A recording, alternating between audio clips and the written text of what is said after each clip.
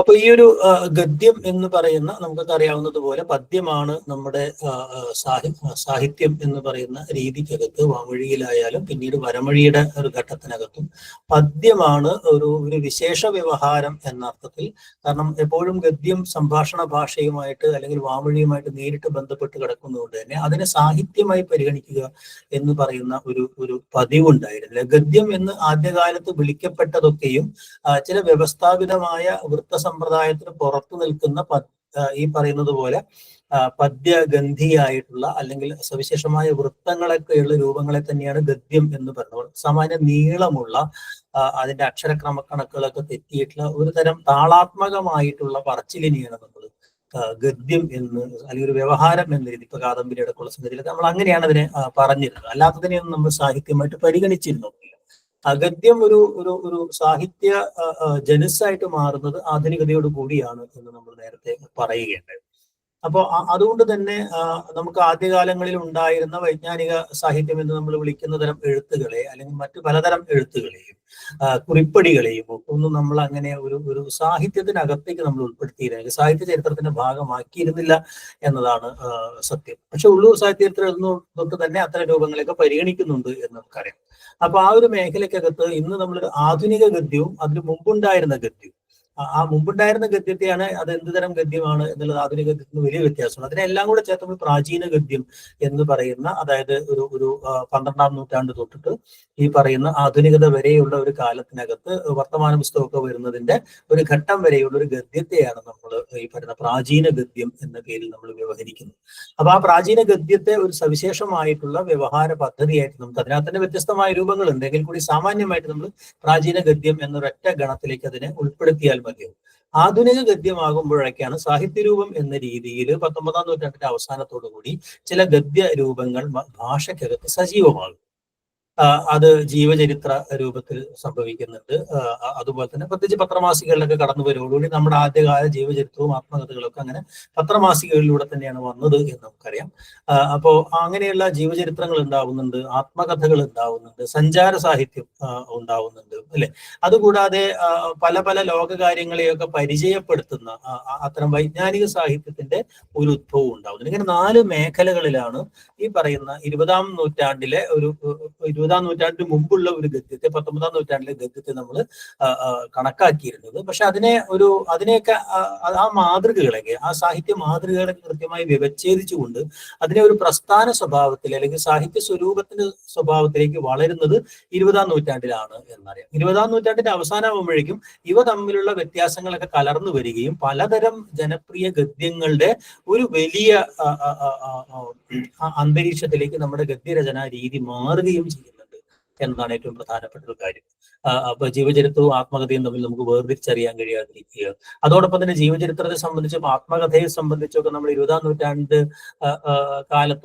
നമ്മൾ ഉറപ്പിച്ചു വെച്ചിട്ടുള്ള ചില ആശയങ്ങളുണ്ട്. അതായത് മഹാന്മാരുടെ മഹത്തായ ജീവിതങ്ങളുടെ അല്ലെങ്കിൽ ലോകത്തെ മാറ്റിമറിച്ച ജീവിതങ്ങളുടെ മഹത്തായ ആഖ്യാനം എന്ന രീതിയിലൊക്കെ ജീവചരിത്രങ്ങളെ കാണുന്നിരുന്ന അല്ലെങ്കിൽ ആത്മകഥകളൊക്കെ എഴുതിയിരുന്ന, ഇപ്പൊ ഇമ്മിണി വലിയൊരു ഞാൻ അല്ലെങ്കിൽ അമ്പട ഞാനി എന്ന് അവനവനെ തന്നെ എന്താ പറയാ ഒന്ന് തിരിഞ്ഞു നിന്ന് അഭിനന്ദിക്കുന്ന തരത്തിലുള്ള അവരവരെ കേന്ദ്രീകരിച്ചു കൊണ്ടുള്ള ചരിത്രമെഴുത്തിന്റെ ഒരു രീതി എന്ന് പറയുന്നത്, അല്ലെ?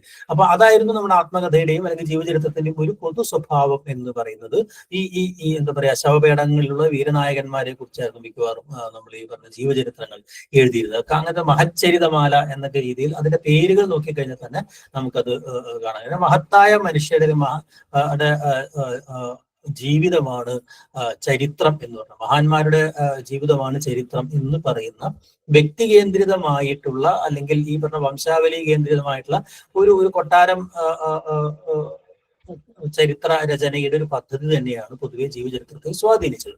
എന്നാൽ 90കൾക്ക് ശേഷമാണ് ഈ പറയുന്ന, പ്രത്യേകിച്ച് നമുക്കൊക്കെ അറിയാം, ആധുനികതയുടെ ഒരു മടക്കത്തോടുകൂടെ സംഭവിക്കുന്നത് പ്രാന്തങ്ങളിൽ നിന്നുള്ള പലതരം എഴുത്തുകൾ, ജീവിതത്തിന്റെ വളരെ സങ്കീർണമായിട്ടുള്ള അല്ലെങ്കിൽ വൈവിധ്യപൂർണമായിട്ടുള്ള, അതുവരെ ജീവിതം എന്ന് പോലും നമ്മൾ പരിഗണിച്ചിട്ടില്ലാത്തവരുടെ ജീവിതങ്ങളെ കുറിച്ചുള്ള എഴുത്തുകൾ ഉണ്ടാവുന്നുണ്ട്. കല്ലമ്പോക്കുടനെ കുറിച്ചായാലും, അല്ലെങ്കിൽ നളിനി ജമീലിനെ കുറിച്ചായാലും, അല്ലെ കള്ളനെ കുറിച്ചായാലും, അല്ലെങ്കിൽ ഈ പറയുന്ന നക്സലൈറ്റിനെ കുറിച്ചായാലും, കൊലപാതകിയെ കുറിച്ചായാലും ഒക്കെയുള്ള തരം എഴുത്തുകൾ, തോട്ടിപ്പണിക്കാരനെ പോലുള്ള എഴുത്തുകൾ, അല്ലെങ്കിൽ ഈ പറയുന്നത് പോലെ വേട്ടയാടാൻ പോകുന്നവരുടെ ജീവിതം, അങ്ങനെയുള്ള പല പല മനുഷ്യരെ കുറിച്ച് ഉള്ള എഴുത്തുകൾ അവിടെ ഉണ്ടാവുന്നുണ്ട്. അങ്ങനെയുള്ള എഴുത്തുകൾ വരുമ്പോൾ പോലും അതിനകത്തുള്ളൊരു ഈ വേറിട്ട ജീവിതം എന്ന അർത്ഥത്തിലുള്ള തരം ആഖ്യാനങ്ങൾ ഉണ്ടാവുന്നുണ്ട്.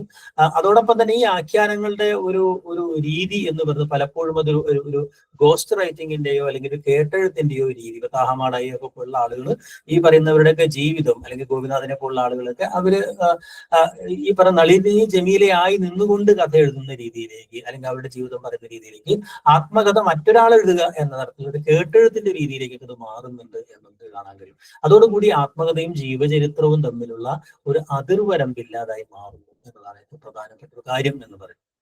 അപ്പൊ അങ്ങനെ രണ്ടു തരം മാറ്റങ്ങളാണ് 21ാം നൂറ്റാണ്ടിൽ സംഭവിക്കുന്നത്. ആത്മകഥാ ജീവചരിത്രം എന്ന് പറയുന്ന വളരെ വ്യത്യസ്തമായിട്ടുണ്ടായിരുന്ന രണ്ട് സാഹിത്യ ശാഖകളുടെ ഇടകലരൽ അവിടെ സംഭവിക്കുന്നുണ്ട്. അതോടൊപ്പം തന്നെ എന്താണ് ആത്മകഥ, എന്താണ് ജീവചരിത്രം എന്ന് പറയുന്ന അതിന്റെ നിർവചനവും അട്ടിമറിക്കപ്പെടുന്നുണ്ട് എന്നുള്ളതാണ് കഴിഞ്ഞൊരു നൂറ്റാണ്ടിന്റെ ചരിത്രം നമ്മൾ നോക്കിക്കഴിഞ്ഞാൽ കാണാൻ കഴിയാവുന്നത്. അതോടൊപ്പം തന്നെ ഞാൻ നേരത്തെ പറഞ്ഞതുപോലെ പലതരം മേഖലകളിൽ നിന്നുള്ള പലതരം എഴുത്തും, അത്തരം എഴുത്തുകൾ പല പ്രതലങ്ങളിൽ സംഭവിച്ചപ്പോൾ, പ്രത്യേകിച്ച് ഈ വെബ് ട്യൂബിനോട് കൂടി പലതരം ഈ പറയുന്ന കണ്ടന്റ് എഴുത്ത് വളരെ ജനകീയമായി തീരുകയും ഈ സൈബർ ഇടത്തിനകത്ത് അത്തരം ഒരുപാട് ബ്ലോഗുകളോടുകൂടി അത് സംഭവിക്കുകയും ചെയ്തപ്പോൾ ഉണ്ടായ ഒരു പ്രത്യേകത എന്ന് പറയുന്നതും, അങ്ങനെ എല്ലാവർക്കും എന്തെങ്കിലുമൊക്കെ എഴുതാണ്ടെന്നും ആ എഴുത്തുകളൊക്കെ ആഖ്യാനമായി തീരുകയും ചെയ്യുന്ന ഒരു അന്തരീക്ഷത്തിലേക്ക് അത് മാറുന്നുണ്ട് എന്നതും പ്രധാനപ്പെട്ട ഒരു കാര്യമാണ്. അപ്പൊ അതുകൊണ്ട് തന്നെ ലിറ്ററേച്ചർ എന്ന് പറയുന്ന ഒരു വാക്ക് ഇന്ന് നമ്മൾ വ്യവഹരിക്കുന്നത് നേരത്തെ നമ്മൾ സാഹിതീയത എന്ന് പറയുന്ന ഒരു മാനദണ്ഡം വെച്ചുകൊണ്ടുണ്ടായിരുന്ന സവിശേഷമായ ഒരു ആഖ്യാന രൂപം എന്ന അർത്ഥത്തിലല്ല. ലിറ്ററേച്ചർ എന്ന് പറയുന്നത് നമ്മൾ ഇന്ന് ഉപയോഗിക്കുന്നത് പൊതുവായി അതിന്റെ ആദ്യകാല അർത്ഥത്തിലേക്ക് മടങ്ങുന്നുണ്ട് എന്നുള്ളത്. സ്ക്രിപ്റ്റ് ചെയ്യപ്പെട്ടത് അല്ലെങ്കിൽ എഴുതപ്പെട്ടതിനെല്ലാം ലിറ്ററേച്ചർ എന്ന് വിളിക്കുന്ന ഒരു തലത്തിലേക്ക് ലിറ്ററേച്ചർ, സാഹിത്യം എന്ന് പറയുന്ന ആ ഒരു സങ്കല്പനം തന്നെ മാറിയിട്ടുണ്ടെന്നുള്ള ആ മാറ്റത്തിന് വലിയ ഒരു പങ്ക് വഹിച്ചിട്ടുള്ളത് നമ്മൾ ഇന്ന് ഈ പറയുന്ന ഈ ഗദ്യം എന്ന് നമ്മൾ വിളിക്കുന്ന ഇതര ഗദ്യരൂപങ്ങൾ ആണ് എന്ന് നമുക്ക് കാണാൻ കഴിയും. ഇതാണ് ആമുഖമായിട്ട് നമുക്ക് പറയാനുള്ളത്. എന്തായാലും നമ്മൾ ഇന്ന് ഈ പറയുന്നത് പോലെ ഈ ആധുനിക ഗദ്യത്തിന് മുമ്പ് ഈ 12ാം നൂറ്റാണ്ട് തൊട്ട് 16ാം നൂറ്റാണ്ട് വരെ ഇവിടെ ഉണ്ടായിരുന്ന ഗദ്യം എന്ന് പിൽക്കാലത്ത് നമ്മൾ ഐഡന്റിഫൈ ചെയ്യപ്പെട്ട, വിളിക്കപ്പെട്ട വ്യത്യസ്തമായിട്ടുള്ള ആഖ്യാന രൂപങ്ങൾ എന്തൊക്കെയായിരുന്നുവെന്നും, അതോടൊപ്പം തന്നെ ഈ ഗദ്യ സാഹിത്യത്തിനകത്തെ ഒരു ആദ്യ രൂപം എന്ന അർത്ഥത്തിൽ ജീവചരിത്ര സാഹിത്യത്തെ ഒന്ന് പരിചയപ്പെടാം. ഞാൻ എന്റെ സ്ക്രീൻ ഒന്ന് ഷെയർ ചെയ്യുന്നുണ്ട്.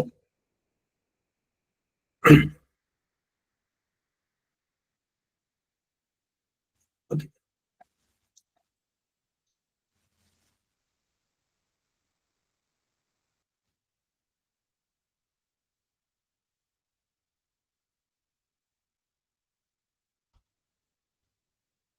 കാണുന്നുണ്ടല്ലോ അല്ലെ?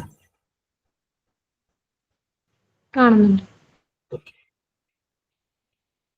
ഇതിനകത്ത് ഈ പറയുന്ന മലയാള ഗദ്യത്തെ പല ഘട്ടങ്ങളായി വിഭജിക്കുന്ന ഒരു രീതി നമുക്ക് തുടക്കം മുതലേ കാണാൻ കഴിയും. അതായത് ഈ ഞാൻ നേരത്തെ പറഞ്ഞതുപോലെ ഒരു മലയാള ഭാഷയുടെ ഒരു പിറവിക്ക് മുമ്പ് തന്നെ, അല്ലെങ്കിൽ ഈ പറയുന്ന രാമചരിതത്തിലാണെന്ന് പറയുന്ന ആ ഒരു ഘട്ടത്തിന് മുമ്പ് തന്നെ നമുക്ക് അത്തരം ചില ഗദ്യരൂപങ്ങളെയൊക്കെ നമുക്ക് ഐഡന്റിഫൈ ചെയ്യാൻ പറ്റും. അപ്പൊ അന്ന് തൊട്ടിട്ട് ഈ ഗദ്യത്തിന്റെ പല രൂപങ്ങൾ നമ്മുടെ ഭാഷയിൽ നമുക്ക് കാണാൻ കഴിയും. അങ്ങനെ ആ രീതിയിൽ നമ്മൾ ആ ഒരു പ്രാചീന ഗദ്യത്തെ ഒരു പ്രാചീന ഗദ്യം എന്ന് പറയുന്ന ഒരു ഘട്ടത്തെ നമ്മൾ അസ്യൂം ചെയ്യാണ് നമ്മുടെ പല സാഹിത്യ ചരിത്രകാരന്മാരും.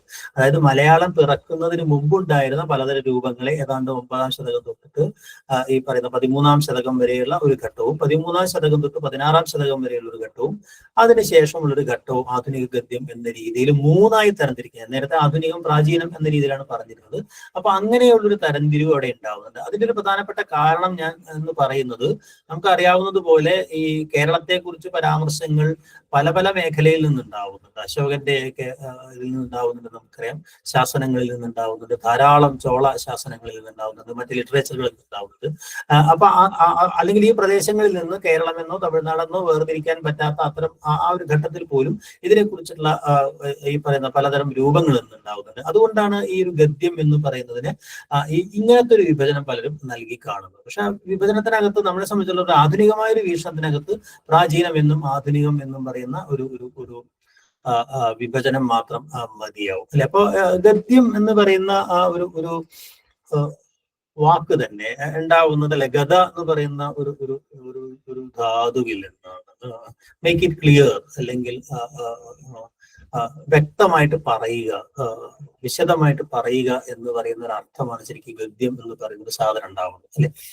പക്ഷെ ഒരു ഈ പറയുന്ന ആഖ്യാന രൂപം എന്ന രീതിയിൽ പദ്യത്തിന് ഒരു ആധാർ, അല്ലെങ്കിൽ പദ്യത്തിൽ നിന്ന് മാറി നിൽക്കുന്ന ഒരു ആഖ്യാനം എന്ന അർത്ഥത്തിലാണ് ഈ പറയുന്ന പദ്യത്തിന് നിർബന്ധമായി നമ്മൾ ഉണ്ടായിരിക്കണം എന്ന് പറയുന്ന അതിന്റെ പദരചന സംവിധാനമുണ്ട്. അതില്ലാത്ത തരം പാദരഹിതമായിട്ടുള്ള പല പല പാദങ്ങളായി പറഞ്ഞ് ഈരടികളായിട്ടൊക്കെ പറയുന്ന അങ്ങനെയുള്ള ഒരു ആഖ്യാന രൂപമല്ലാത്തതിനെയാണ് പാദരഹിതമായ പദസംഘാതം എന്ന അർത്ഥത്തിലാണ് ദണ്ഡിയെ പോലുള്ള ആളുകളൊക്കെ കാവ്യാദർശത്തിൽ അദ്ദേഹം ഗദ്യത്തെ വിഭജിക്കുകയും അല്ലെ ആ ഗദ്യവും പദ്യവും ചേർന്ന് ചമ്പു എന്നൊക്കെ പറയുന്നത് എന്നാണ്.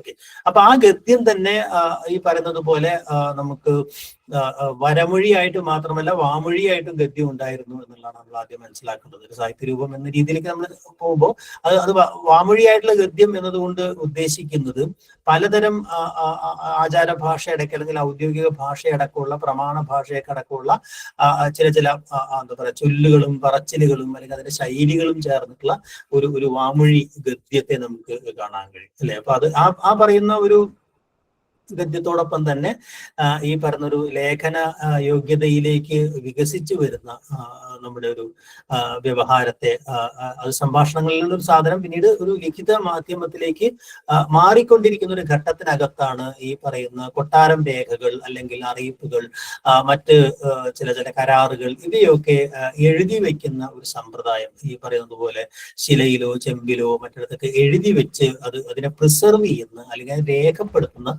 ഒരു സംവിധാനം ഉണ്ടാവും. അങ്ങനെ രേഖപ്പെടുത്തുന്ന ഒരു സംവിധാനം ഉണ്ടാവുന്നതോടുകൂടെ അത് എഴുതപ്പെട്ടത് എന്ന അർത്ഥത്തിലുള്ള ലിറ്ററേച്ചർ എന്ന അർത്ഥത്തിലുള്ള ഒരു ലിഖിത ഭാഷാ സാഹിത്യമായിട്ട് ഇത് മാറുന്നുണ്ട്. അതുകൊണ്ടാണ് ശാസനങ്ങൾ അടക്കമുള്ള കാര്യങ്ങളെ നമ്മൾ, ശാസനങ്ങളെയും ചെപ്പേടുകളൊക്കെ നമ്മൾ ഈ പ്രാചീന ഗദ്യത്തിന്റെ അകത്ത് നമ്മൾ ഉൾപ്പെടുത്തുന്നത്. അത് ഇവിടെ സംഭവിക്കുന്നത് ഒരു ഭാഗത്ത് ഭക്തി മൂവ്മെന്റ് എന്ന് പറയുന്ന ഒരു മൂവ്മെന്റ് ഇവിടെ ഉണ്ടാവുന്നുണ്ട്. നമ്മൾ നേരത്തെ പദ്യസാഹിത്യത്തിനകത്ത് പറഞ്ഞതാണ്. അപ്പൊ അവിടെയുള്ള ഒരു സങ്കീർത്തന ഒരു പാരമ്പര്യം അല്ലെങ്കിൽ വാമൊഴിയായിട്ടുള്ള ഒരു ഗാന സാഹിത്യ പാരമ്പര്യമൊക്കെ ഉണ്ടാവുന്നതിന്റെ ഒരു പാരലായിട്ടാണ് ഈ പറയുന്ന എന്താ പറയാ 9-ാം നൂറ്റാണ്ടോടുകൂടി കേരളം കുറെ കൂടെ രാഷ്ട്രീയമായിട്ട് സ്ഥിരപ്പെടുകയോ അല്ലെങ്കിൽ അങ്ങനെ ഒരു സാമ്രാജ്യ സ്ഥാപനം നടക്കുകയോ ഒക്കെ ചെയ്യുകയും അതിന്റെ സ്വാഭാവികമായിട്ട് മാത്രം ഒരു സിസ്റ്റം ഇവിടെ എസ്റ്റാബ്ലിഷ് ചെയ്യപ്പെടുകയും അതിന് ചില വ്യവസ്ഥാപിതമായ ക്രമങ്ങളൊക്കെ ഉണ്ടാവുകയും ചെയ്യുന്നതിന്റെ ഭാഗമായിട്ട് അതൊക്കെ എഴുതി വെക്കുന്ന ഒരു സമ്പ്രദായം ഉണ്ടാവുന്നു എന്നുള്ളത്. അങ്ങനെയാണ് 9-ാം നൂറ്റാണ്ട് തൊട്ടിട്ട് ഈ പറയുന്ന ഇവിടുത്തെ നമ്മൾ പറയുന്ന ഈ 2-ാം ചേര സാമ്രാജ്യം എന്നൊക്കെ പറയുന്ന ഒരു ഘട്ടത്തോടുകൂടെ പല പല ഉടമ്പടികളും അല്ലെങ്കിൽ പല പ്രമാണങ്ങളും അല്ലെങ്കിൽ പല വിജ്ഞാപനങ്ങളും ഒക്കെ ഈ പറയുന്നത് പോലെ എഴുതുന്ന ഒരു രീതി ഉണ്ടാവുന്നത്. അതോടൊപ്പം തന്നെ ഉണ്ടാവുന്ന ഒരു കേരളത്തിൽ 2 തരം അധികാര ക്രമങ്ങളാണ് ഉണ്ടായിരുന്നത്. ഒന്ന് രാഷ്ട്രീയ അധികാരമായിരുന്നു, മറ്റൊന്ന് സാമൂഹ്യ അധികാരമായിരുന്നു. രാഷ്ട്രീയാധികാരം ഇവിടെയുള്ള ഈ രാജാക്കന്മാരെയും ഇടപ്രഭുക്കളെയൊക്കെ കേന്ദ്രീകരിച്ചിട്ടായിരുന്നെങ്കിൽ സാമൂഹ്യാധികാരം എന്ന് പറയുന്നത് അന്ന് ഈ പറഞ്ഞ പോലെ പ്രബലമായി കൊണ്ടിരുന്ന ക്ഷേത്രങ്ങളെ കേന്ദ്രീകരിച്ചിട്ടായിരുന്നു. ഈ ക്ഷേത്രങ്ങൾ ഒരു സമാന്തര അധികാര വ്യവസ്ഥയായിട്ട് അല്ലെങ്കിൽ രാഷ്ട്രീയ വ്യവസ്ഥയായിട്ട് കേരളത്തിൽ ഉടനീളം ഇപ്പോഴും നിലനിൽക്കുന്നുണ്ട്. എങ്കിൽ കൂടി ഒരു ആധുനികത വരെയും ഏറ്റവും പ്രബലമായിട്ടുള്ള, അതായത് രാജാക്കന്മാരെ പോലും ശിക്ഷിക്കുകയോ അല്ലെങ്കിൽ അവരെ നിയന്ത്രിക്കുകയോ ചെയ്യുന്ന ഒരു സമാന്തര അധികാര വ്യവസ്ഥയായിട്ട് ഇവിടെ ഉണ്ടാവുന്നുണ്ട്. അതുകൊണ്ട് തന്നെ ഒരുപക്ഷെ നമ്മുടെ കൊട്ടാരം രേഖകളേക്കാൾ നമുക്ക് ഇന്ന് വിപുലമായിട്ട് ലഭിക്കുന്നത് ക്ഷേത്രത്തിലെയും മറ്റും രേഖകളാണ് എന്നുള്ള പല പല ക്ഷേത്രങ്ങളിലും ഈ പറയുന്ന പോലെ വലിയ രേഖകൾ, കൊടുക്കൽ വാങ്ങലുകളുടെ രേഖകൾ ഉണ്ടായിരുന്നു. അതിന്റെ ഒരു പ്രധാനപ്പെട്ട കാരണം എന്ന് പറയുന്നത് ഭൂമിയുടെ ക്രയവിക്രയവും അവകാശവും കാര്യങ്ങളൊക്കെ രാജാവിനായിരുന്നില്ല, ക്ഷേത്രങ്ങൾക്കായിരുന്നു. അപ്പൊ ലാൻഡ് എന്ന് പറയുന്ന ലാൻഡ് ഓണർഷിപ്പ് എന്ന് പറയുന്നത് വലിയ ക്ഷേത്രങ്ങൾക്കായിരുന്നത് കൊണ്ട് തന്നെ ഈ ലാൻഡ് അങ്ങോട്ടും ഇങ്ങോട്ടും കൊടുക്കുന്നതും അല്ലെങ്കിൽ പാട്ടത്തിന് കൊടുക്കുന്നതും പാട്ടം വരവ് ഇങ്ങനെയുള്ള കുറേ കാര്യങ്ങൾ, നിത്യനിദാനം, അതൊക്കെ ഡോക്യുമെന്റ് ചെയ്ത് വെക്കുന്ന ഒരു രീതി നമുക്ക് ഈ പറയുന്ന പത്മനാഭസ്വാമി ക്ഷേത്രത്തിൽ തൊട്ടിട്ടുള്ള നമ്മുടെ തൃശ്ശൂരിലൊക്കെ മിക്കവാറും ക്ഷേത്രങ്ങൾ, ഏറ്റവും പ്രധാനപ്പെട്ട എല്ലാ ക്ഷേത്രങ്ങൾക്കകത്തും അങ്ങനെയുള്ള രേഖകൾ ഉണ്ടായിരുന്നു പറയാം. അപ്പൊ അങ്ങനെ ഒരു എഴുത്തിന്റെ ഒരു സംസ്കാരം നമുക്ക് ഇവിടെ ഈ രണ്ട് അധികാര കേന്ദ്രങ്ങളെയും ബന്ധപ്പെടുത്തിയാണ് തോന്നുന്നത്. ക്ഷേത്ര കേന്ദ്രിതമായ സാധനവും മറ്റും അല്ലെ. ഇതൊക്കെ ഒരുതരം അധികാര വ്യവഹാരങ്ങൾ എന്ന് ഇത് നമുക്ക് സാമാന്യമായിട്ട് പറയാൻ പറ്റും. അധികാരവുമായി ബന്ധപ്പെട്ട വ്യവഹാര രൂപങ്ങളായിട്ടുള്ള ഒരു ഗദ്യരൂപം ഏതാണ്ട് ഈ പറയുന്ന AD 800 തൊട്ടിട്ട് 1400 വരെയുള്ള ഒരു 10-600 വർഷക്കാലം നമുക്ക് ഈ പറയുന്ന രാജാക്കന്മാരെയും അതുപോലെ ക്ഷേത്രങ്ങളെയൊക്കെ കേന്ദ്രീകരിച്ചിട്ടുള്ള അത്തരം രേഖകൾ നമുക്ക് കാണാൻ കഴിയും. അതിന്റെയൊക്കെ ഫോമുകൾ, പ്ലാറ്റ്ഫോമുകൾ എന്ന് പറയുന്നത് നമുക്ക് അറിയാവുന്നതുപോലെ താളിയോലകളും അല്ലെങ്കിൽ ഈ പറയുന്ന ഓലക്കരണങ്ങൾ പോലെ അല്ലെങ്കിൽ ഈ പറയുന്ന ശിലാ ലിഖിതങ്ങളോ ചെപ്പേടുകളൊക്കെ ആയിരുന്നു എന്ന് നമുക്കറിയാം അല്ലെ. അപ്പോൾ ആ അർത്ഥത്തില് ഈ പറയുന്ന ഒരുതരം ഗദ്യം അന്ന് ഉണ്ടായിരുന്നു. ആ ഗദ്യത്തിന്റെ ഒരു സ്വഭാവത്തെ, ആദ്യഘട്ടത്തിലെ ഗദ്യത്തിന്റെ സ്വഭാവത്തെ ഒന്ന് ഇങ്ങനെയാണ് തരം തിരിച്ചിരിക്കുന്നത്. ഒന്ന് ഈ പറയുന്ന വിജ്ഞാപനാത്മകമായ ഒരു ഗദ്യം എന്ന് പറയുന്ന ഒരു ഗദ്യം ഉണ്ടാവുന്നുണ്ട്. മറ്റൊന്ന് നിർദ്ദേശാത്മകമായ ഒരു ഗദ്യം എന്ത് ചെയ്യണം, എങ്ങനെ ചെയ്യണം എന്നുള്ള നിർദ്ദേശങ്ങളും മറ്റും കൊടുക്കുന്നത്. അത് പ്രത്യേകിച്ചും ഈ ക്ഷേത്ര ഭരണവുമായി ബന്ധപ്പെട്ടല്ല, ഈ പറയുന്ന ക്ഷേത്രവുമായി ബന്ധപ്പെട്ട് അവിടെ വികസിച്ചിരുന്ന ക്ലാസിക്കൽ കലകളുമായി ബന്ധപ്പെടുത്തി, പ്രത്യേകിച്ച് കൂത്ത്, കൂടിയാട്ടം, പാടകം തുടങ്ങിയ ആവിഷ്കാര രൂപങ്ങളുമായി ബന്ധപ്പെട്ട് അതിന്റെ രംഗാവതരണങ്ങളെയും അല്ലെങ്കിൽ അതിന്റെ ആഹാര്യം പോലുള്ള കാര്യങ്ങളെയും മറ്റ് ചടങ്ങുകളെയും ഒക്കെ വിശദീകരിക്കുന്ന തരത്തിലുള്ള ചില ഗദ്യരൂപങ്ങൾ, ആട്ടപ്രകാരങ്ങളെന്നും ക്രമദീപിക എന്നൊക്കെ നിങ്ങൾക്ക് അറിയാവുന്ന പോലെ അങ്ങനെയുള്ള നിർദ്ദേശാത്മക ഗദ്യം എന്ന് വിളിക്കാവുന്ന കുറെ ഗദ്യങ്ങൾ ഇത് രംഗത്ത് അവതരിപ്പിക്കുന്നവർക്ക് ഉള്ള നിർദ്ദേശങ്ങളായിട്ട് എഴുതിയിരുന്ന കാര്യങ്ങളുണ്ടായിരുന്നു. മറ്റത് ഈ നോട്ടിഫിക്കേഷൻസ് ആയിട്ടുള്ള അല്ലെങ്കിൽ വിജ്ഞാപന സ്വഭാവത്തിലുള്ള കാര്യങ്ങൾ ഉണ്ടായിരുന്നു. അത് ഈ ശിലാശാസനങ്ങളും മറ്റുമായിട്ട് ഉടമ്പടികളുമായിട്ട് ഉണ്ടായിരുന്നു എന്നുള്ളത്. ഇതുകൂടാതെ ആധുനിക ഗദ്യത്തിന്റെ മാതൃകയിലുള്ള വിവരണാത്മകമായ ഗദ്യം എന്ന് പറയുന്ന ഡിസ്ക്രിപ്റ്റീവ് പ്രോസ് എന്ന് പറയാൻ കഴിയാവുന്ന തരത്തിലുള്ള ഗദ്യരചനകൾ തന്നെ അതിന്റെ ആദ്യ മാതൃകയാണ് ഭാഷാ കൗടലീയം. ഇതുകൂടാതെ ഓറൽ ആയിട്ടുള്ള ഈ പറയുന്ന പ്രഭാഷണ ചൊല്ല് പ്രാധാന്യമൊക്കെയുള്ള ഒരു തരം ഗദ്യം, പാഠകത്തിന്റെയും മറ്റും ഗദ്യ രൂപങ്ങളും ഉണ്ടായിരുന്നു എന്ന് നമുക്കറിയാം. അപ്പൊ അങ്ങനെ 4ആയിട്ടാണ് ഈ പറയുന്ന 14-ാം നൂറ്റാണ്ട് വരെയുള്ള, ഞാൻ നേരത്തെ പറഞ്ഞ ഈ പറയുന്ന 8 തൊട്ട് 14 വരെയുള്ള 600 വർഷത്തെ ഗദ്യത്തെ നമുക്ക് തരംതിരിക്കുന്ന ഒരു രീതി എന്ന് പറയാവും. അപ്പൊ നമ്മൾ ഇന്ന് ഈ പ്രാചീന ഗദ്യം എന്ന് പറഞ്ഞാൽ ഈ ഗദ്യങ്ങളുടെ ചില മാതൃകകൾ ഏതൊക്കെയായിരുന്നു എന്നാണ് പരിചയപ്പെടുന്നത്. ഓക്കെ. അപ്പൊ അതിന്റെ അടിസ്ഥാനത്തിൽ നമ്മൾ ഈ പ്രാചീന ഗദ്യത്തിലെ ഇനങ്ങളെ അല്ലെങ്കിൽ നമ്മളിപ്പോ അതിനെ വിഭജിക്കുന്നതിന്റെ ഒരു മാനദണ്ഡം പറഞ്ഞത്, ഇനങ്ങളെ നമ്മൾ തരംതിരിച്ചു കഴിഞ്ഞാൽ ഇത്രയും കാര്യങ്ങളാണ് വരിക. HSC പരീക്ഷയുമായി ബന്ധപ്പെടുത്തി നമുക്ക് പ്രാചീന ഗദ്യം എന്ന് പറയുന്ന സവിശേഷമായ ഒരു മോഡ്യൂൾ നിങ്ങളുടെ സിലബസിലില്ല നിങ്ങൾക്കറിയാം. പക്ഷെ നമുക്ക് ഈ പറഞ്ഞതുപോലെ സിലബസിനകത്ത് അല്ലെങ്കിൽ ഏറ്റവും താഴെ പ്രസക്തമായ പലതും എന്ന് പറഞ്ഞിട്ടുണ്ട്. മാത്രമല്ല ആ മേഖലയിൽ നിന്നുള്ള ചോദ്യങ്ങൾ വരാറുണ്ട്. അതുകൊണ്ടാണ് നമ്മൾ ഗദ്യം എന്ന് പറയുന്ന ഒരു ഏരിയയെ കുറിച്ചും സാമാന്യമായിട്ട് വളരെ ഡീറ്റെയിൽ ആയിട്ട് നമ്മൾ പോകേണ്ടതില്ല എന്ന് തോന്നുന്നു. അതിന്റെ മെറ്റീരിയൽസ് നിങ്ങളത് വായിച്ചു നോക്കിയാൽ മതിയോ ആവശ്യമുള്ള ആളുകൾ. മറ്റേത് നമ്മൾ സാമാന്യമായിട്ട് പ്രാചീന ഗദ്യത്തിൽ ഒന്നും കാരണം ചോദ്യങ്ങൾ വരാറുള്ളത് കൊണ്ട് ഒന്നും സാമാന്യമായിട്ടൊന്നും മനസ്സിലാക്കിയാൽ മതിയാവും തോന്നുന്നു. എന്തായാലും ഈ 5 തരം ഈ പറയുന്ന ഗദ്യരൂപങ്ങളാണ് ഉണ്ടായിരുന്നത്. ഒന്ന് ഈ പറയുന്ന ശാസനങ്ങളിലെയും ചെപ്പേടുകളിലെയും ഒരു ഗദ്യമാണ്. പിന്നെ ഒന്നും ഒരു സാഹിത്യരൂപം എന്ന രീതിയിൽ ഒരു വൈജ്ഞാനിക സാഹിത്യരൂപം എന്ന രീതിയിൽ ഭാഷാ കൗടലീയം ഉണ്ടാവുന്നുണ്ട്.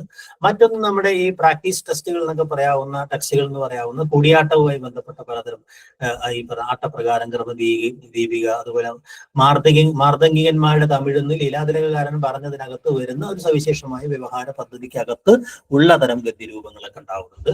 ഇതുകൂടാതെ നമ്മുടെ പല ഈ സംസ്കൃത വൈദിക പുരാണങ്ങളെയും നമ്മുടെ ഭാഷയിലേക്ക് അവതരിപ്പിച്ചു കൊണ്ടിരിക്കുന്ന മധ്യകാലഘട്ടത്തിൽ വളരെ സജീവമായി കൊണ്ടിരിക്കുന്ന, പ്രത്യേകിച്ച് നമുക്കൊക്കെ അറിയാവുന്ന പോലെ നിരണം കവികളുടെ കാലത്താണ്, നിരണം കവികളിലെ രാമപ്പണിക്കർ തന്നെ എഴുതിയതാണ് എന്നൊക്കെ പറയുന്ന ചില തർക്കങ്ങളൊക്കെ അവിടെ കിടക്കുന്നുണ്ട്. അങ്ങനെയുള്ള കുറെ കൃതികൾ, ബ്രഹ്മാണ്ഡ പുരാണം, ദേവി മഹാത്മ്യം, അതുപോലെ അംബരീഷോപാഖ്യാനം, മാർക്കണ്ഡേയ പുരാണം എന്നൊക്കെ പറയാം. അങ്ങനെ കുറെ ഗദ്യങ്ങൾ അവിടെ ഉണ്ടാവുന്നുണ്ട്. ഇതുകൂടാതെ വ്യാഖ്യാനങ്ങൾ, പ്രത്യേകിച്ച് നമ്മുടെ ഈ വൈജ്ഞാനിക അല്ലെങ്കിൽ സാങ്കേതിക ടെക്നിക്കൽ ലിറ്ററേച്ചറുമായി ബന്ധപ്പെട്ട് ഈ ശങ്കരനാരായണീയം എന്നൊക്കെ പറയുന്ന ആ കാലഘട്ടത്തിൽ തന്നെ നമുക്ക് അറിയാവുന്നതുപോലെ ഇവിടെ ഒരു വലിയൊരു വ്യാഖ്യാന പാരമ്പര്യം ഉണ്ടായിരുന്നു.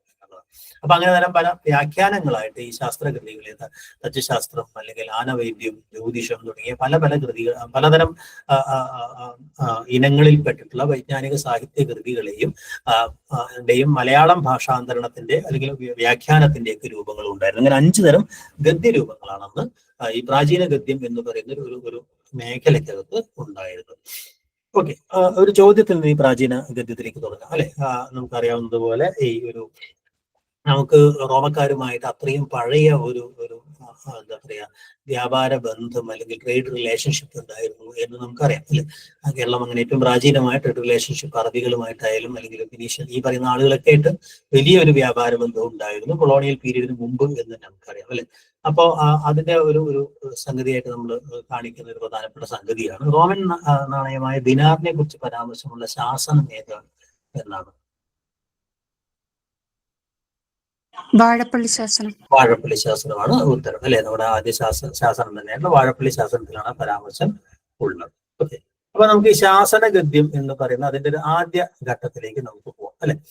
ഈ നമ്മളിപ്പോ പലതരം ഗദ്യങ്ങൾക്കകത്ത് ഒരുപക്ഷെ നമ്മുടെ ഗദ്യ സാഹിത്യത്തിനകത്തും അല്ലെങ്കിൽ ഭാഷാ പരിണാമഘട്ടത്തിനകത്തും നമ്മൾ പറയുന്ന ഒരു സംഗതി ശാസന ഭാഷ എന്ന് പറയുന്ന ഒരു ഭാഷയാണ് അല്ലെ.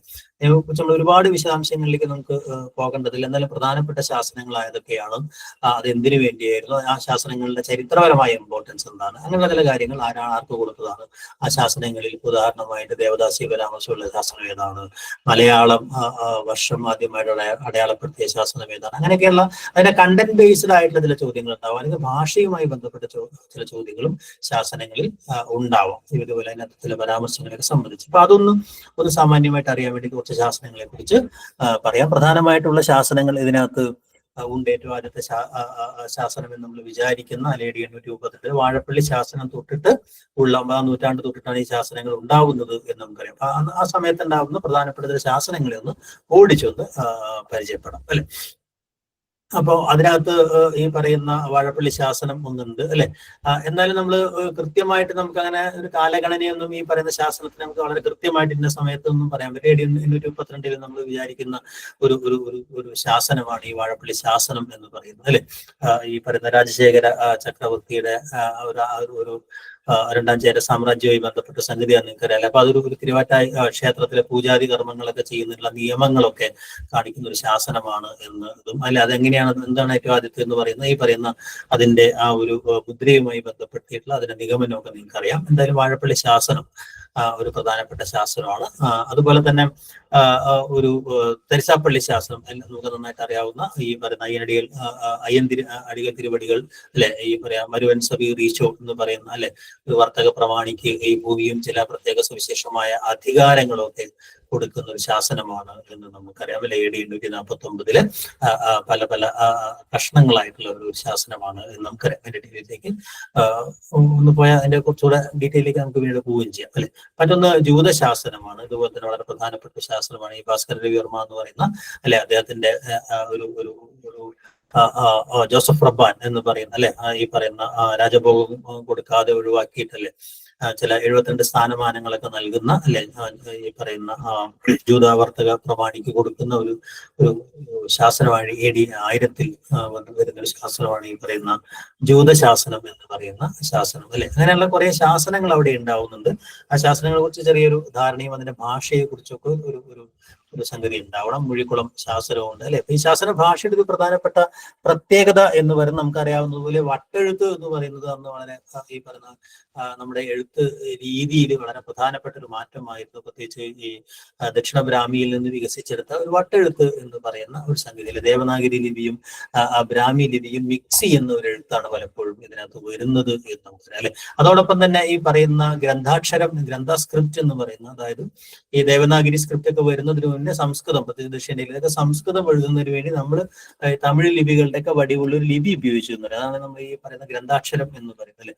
അപ്പൊ അങ്ങനെയുള്ള ഗ്രന്ഥാക്ഷരങ്ങളും അല്ലെ. അപ്പൊ അതുകൊണ്ട് തന്നെ അതിനകത്ത് ഈ വർണ്ണങ്ങളുടെ എണ്ണത്തിൽ വളരെ വലിയ ലിമിറ്റേഷൻ ഉണ്ടായിരുന്നു. കൂട്ടക്ഷരങ്ങൾ വളരെ കുറവായിരുന്നു അല്ലെ.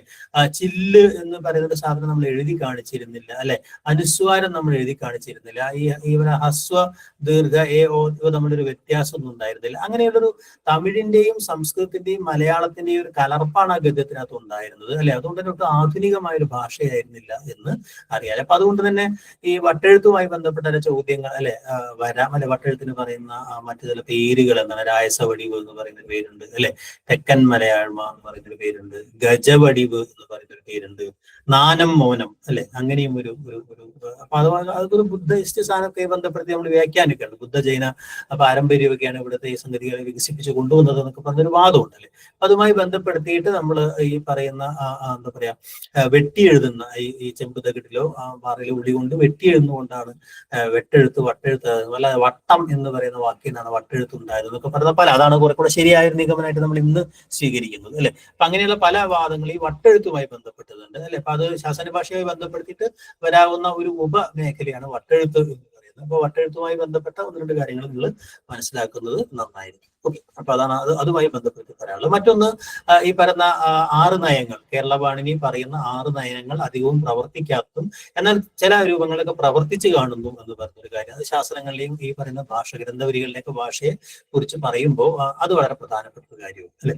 മറ്റൊന്ന്, ഇതൊരു അതിന്റെ ഭാഷയെ കുറിച്ചുള്ള പ്രധാനപ്പെട്ട തർക്കം സാധാരണഗതിയിൽ സാഹിത്യ രൂപങ്ങളെക്കാൾ സാമാന്യ ജനങ്ങളുമായി നേരിട്ട് ബന്ധപ്പെട്ടുകൊണ്ടിരിക്കുന്ന ഒരു വ്യവഹാരം എന്ന രീതിയിൽ സാമാന്യ ജനങ്ങളുടെ ഭാഷയുമായി നേരിട്ട് ബന്ധപ്പെട്ടതാണെന്നും അല്ലെങ്കിൽ അവരുടെ ഭാഷയാണെന്നും അല്ലെന്നുമുള്ളൊരു വാദം വളരെ പ്രധാനപ്പെട്ട ഒരു സംഗതിയാണ്. എന്തായാലും അത് സാധാരണക്കാർക്ക് വേണ്ടിയായിരുന്നില്ല, അഭ്യസ്തവിദ്യരായി അഭിസംബോധന ചെയ്യുന്ന ഒരു ഭാഷയായതുകൊണ്ട് കുറെ കൂടെ നിലവാരപ്പെട്ടതും സംസ്കൃത മിശ്രവുമായ ഒരു ഭാഷയായിരുന്നു എന്നാണ് പറയുന്നത് അല്ലെ.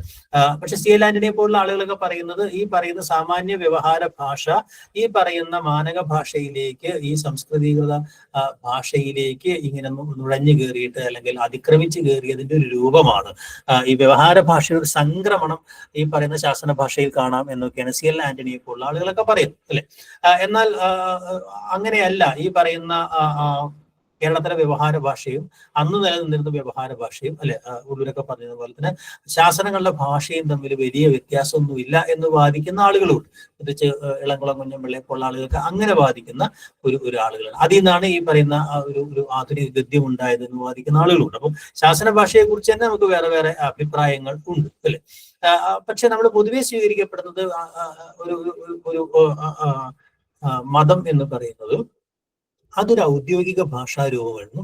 അതിനെ സാമാന്യ വ്യവഹാര ഭാഷാരൂപമായി പരിഗണിക്കേണ്ടതില്ല എന്ന് പറയുന്നത് രാജകീയ രേഖകളും മറ്റൊക്കെ ആയതുകൊണ്ട് ഒരുതരം ആചാരപരമായ ഔദ്യോഗിക ഭാഷയാണെന്ന് അല്ലെ. ഇപ്പൊ വേലായുധംപിള്ളയൊക്കെ പറയുന്ന അഭിപ്രായത്തിന് പൊതുവെ നമുക്ക് അതിനകത്ത് സ്വീകരിക്കാവുന്ന ഒരു കാര്യം എന്നുള്ളത് സ്പോക്കൺ ഡയലക്റ്റ് ആയിരുന്നില്ല എന്നും അത് ഈ പറയുന്നത് പോലെ ഒരു ഔപചാരിക കൃത്രിമ ഭാഷയായിരുന്നു എന്ന് പറയുന്നതാണ് കുറെ കൂടെ ശരിയായത്. നമ്മുടെ ഈ പറയുന്ന എഴുത്തു ഭാഷ പോലെ തന്നെ എഴുത്തു ഭാഷ എങ്ങനെയാണോ നമ്മുടെ വാമൊഴിയിൽ നിന്ന് നമ്മൾ സാധാരണ പറച്ചിൽ നിന്ന് വ്യത്യസ്തമാകുന്നത്, ആ വ്യത്യാസം ഈ ശാസന ഭാഷയിലും കാണാം എന്ന് പറയുന്നതായിരിക്കും കുറച്ച് കാര്യം. അതോടൊപ്പം തന്നെ ഇളംകുളം കുഞ്ഞമ്പിള്ള കൂടാതെ ഏറ്റവും കേരള ഭാഷയുടെ വികാസ പരിണാമങ്ങൾ തുടങ്ങിയ വർക്കുകളൊക്കെ ഇതിനെ കേന്ദ്രീകരിച്ചാണുള്ളത് നമുക്കറിയാം. പിന്നെ ആ മേഖലയിൽ ഏറ്റവും വലിയ സംഭാവന ചെയ്ത ഒരാൾ AC ശേഖറാണ് അല്ലെ. ഈ എവല്യൂഷൻ ഓഫ് മലയാളം എന്ന് പറയുന്ന അദ്ദേഹത്തിന്റെ പുസ്തകത്തിനകത്ത് ശാസന ഭാഷയെ കേന്ദ്രീകരിച്ചുകൊണ്ടാണ് മലയാള ഭാഷയുടെ ഒരു പരിണാമം അദ്ദേഹം വിശദീകരിക്കുന്നത് അല്ലെ. അപ്പൊ ആ ശാസനങ്ങളെ കുറിച്ചുള്ള ഒരു സാമാന്യമായ ഒരു ധാരണയൊക്കെ നിങ്ങൾക്ക് ഉണ്ടാവണം. ഈ ഏതൊക്കെ പ്രധാനപ്പെട്ട ശാസനങ്ങളാണ് അല്ലെങ്കിൽ ആ ശാസനങ്ങളുമായി ബന്ധപ്പെട്ട പ്രധാനപ്പെട്ട വിവരണങ്ങൾ എന്തൊക്കെയാണ് തുടങ്ങിയ ചില കാര്യങ്ങൾ. ഇപ്പോൾ ചില പ്രത്യേക ശാസനങ്ങളുമായി ബന്ധപ്പെടുത്തി ഇപ്പോ ഉദാഹരണമായിട്ട് ദേവദാസി പരാമർശമുള്ള ശാസനം ഏത് അല്ലെ, അങ്ങനെയൊക്കെയുള്ള ചില ചോദ്യങ്ങളൊക്കെ വരാം അല്ലെ. ആർക്കെങ്കിലും ഇതിന്റെ ഉത്തരം അറിയാവോ? ചോഗൂർ ശാസനം. അതെ, അപ്പൊ അങ്ങനെയുള്ള ചോദ്യങ്ങൾ നമുക്ക് ഈ പറയുന്നത് പോലെ ഓരോ ശാസനത്തെ കുറിച്ച് അല്ലെങ്കിൽ അത് ആർക്ക് കൊടുത്തിട്ടുള്ള ശാസനമാണ്, അതിനകത്ത് ഒപ്പിട്ട ആളാരാണ്, അങ്ങനെയുള്ള പല പല എന്താ പറയാ ചോദ്യങ്ങൾ ഈ ശാസനവുമായി ബന്ധപ്പെടുത്തിയിട്ട് അത് വരാം. അല്ലെങ്കിൽ ഏത് ക്ഷേത്രമോ തിരുവാറ്റ ക്ഷേത്രത്തെ കുറിച്ച് നമ്മൾ പറയണ്ടായി, അല്ലെങ്കിൽ പത്തില്ലത്തിൽ പൂറ്റിമാരേത് ശാസനത്തിനകത്തുള്ളത്. നേരത്തെ ചോദിച്ച പോലെ റോമൻ നാണയമായ ദിനാറിനെ കുറിച്ച് പരാമർശമുള്ള ഒരു ശാസനം. അതുപോലെ ശാസനങ്ങൾ കിട്ടിയത് എവിടുന്നാണ്, ശാസനങ്ങളെ ഈ പറഞ്ഞതുപോലെ സംസ്കരിച്ചവരാരാണ്, വായിച്ചെടുത്തവരാരാണ്, അങ്ങനെയൊക്കെയുള്ള ചില സാധനങ്ങളൊക്കെ ഉണ്ടാവില്ല. അപ്പൊ നമ്മൾ ഈ ക്ഷേത്ര നർത്തകികളെ കുറിച്ച് ഇപ്പൊ നേരത്തെ ചോദിച്ചതുപോലെ ഈ കോതരവിവർമ്മയുടെ ഇതുമായി ബന്ധപ്പെട്ട ശാസനമാണ് ചോക്കൂർ ശാസനം എന്ന് നമുക്കറിയാം അല്ലെ. അപ്പൊ ആ ഒരു ശാസനം എന്ന് പറയുന്ന അതിനകത്താണ് ഈ പറയുന്ന എന്താ പറയാ നങ്ങയെ കുറിച്ചുള്ള ഒരു പരാമർശം, ക്ഷേത്ര നർത്തികളായ നങ്ങയെ കുറിച്ച്. അതുകൊണ്ട് തന്നെ കേരളത്തിൽ ദേവദാസി സമ്പ്രദായം ഉണ്ടായിരുന്നു എന്ന് നമ്മൾ പറയുന്നതിന് തെളിവായിട്ട് നമ്മൾ എടുത്തു കാണിക്കുന്ന ഒരു ശാസനമാണ് ഈ ചോക്കൂർ ശാസനം എന്നറിയാം. അപ്പൊ ഒരു ശാസനത്തെ കുറിച്ചുള്ള ഒരു ഇമ്പോർട്ടൻസ് ഒന്നും ഇപ്പൊ ഭാസ്കര രവിവർമ്മയുടെ ശാസനത്തില് ഇതാണ് തൃക്കൊടിത്താനം ശാസനം എന്ന് പറയുന്നത് അല്ലെ. തൃക്കൊടിത്താനം ക്ഷേത്രത്തിലെ ഒരു സംഗതിയാണ് അല്ലെ. അപ്പൊ അത് ഈ പറയുന്ന ഒരു വേണാട്ട് രാജാവ് ഈ പറയുന്ന ക്ഷേത്രത്തിനെ കുറെ സ്വത്ത് നൽകിയതായിട്ട്, അങ്ങനെയുള്ള ഒന്നുകിൽ ഈ പറയുന്ന വർത്തക പ്രമാണികളിലേക്ക് ഇതിനകത്ത് ഒരു ട്രേഡ് കമ്മ്യൂണിറ്റിയുടെ രൂപം കൊള്ളുന്നു, അങ്ങനത്തെ ഒരു സംവിധാനം ഇവിടെ ഉണ്ടാവുന്നു, അല്ലെങ്കിൽ ഭരണം എന്ന് പറയുന്ന ഒരു ഒരു സാധനം ഉണ്ടാകുന്നു. സ്റ്റേറ്റ് എന്ന് പറയുന്ന ഒരു സാധനത്തിന്റെ സ്ഥാപനം, അതുവരെ നമുക്ക് സ്റ്റേറ്റ് ഉണ്ടായിരുന്നില്ല, ഭരണകൂടം ഉണ്ടായിരുന്നില്ല. അപ്പൊ അങ്ങനത്തെ ഒരു ഭരണകൂടത്തിന്റെ സ്ഥാപനവുമായി ബന്ധപ്പെടുത്തിയിട്ടാണ് ഇങ്ങനെയുള്ള സ്ഥലം അല്ലെങ്കിൽ നികുതി ഇതുമായി ബന്ധപ്പെട്ട സംഗതി ചില പ്രത്യേക അവകാശങ്ങൾ കൊടുക്കുക.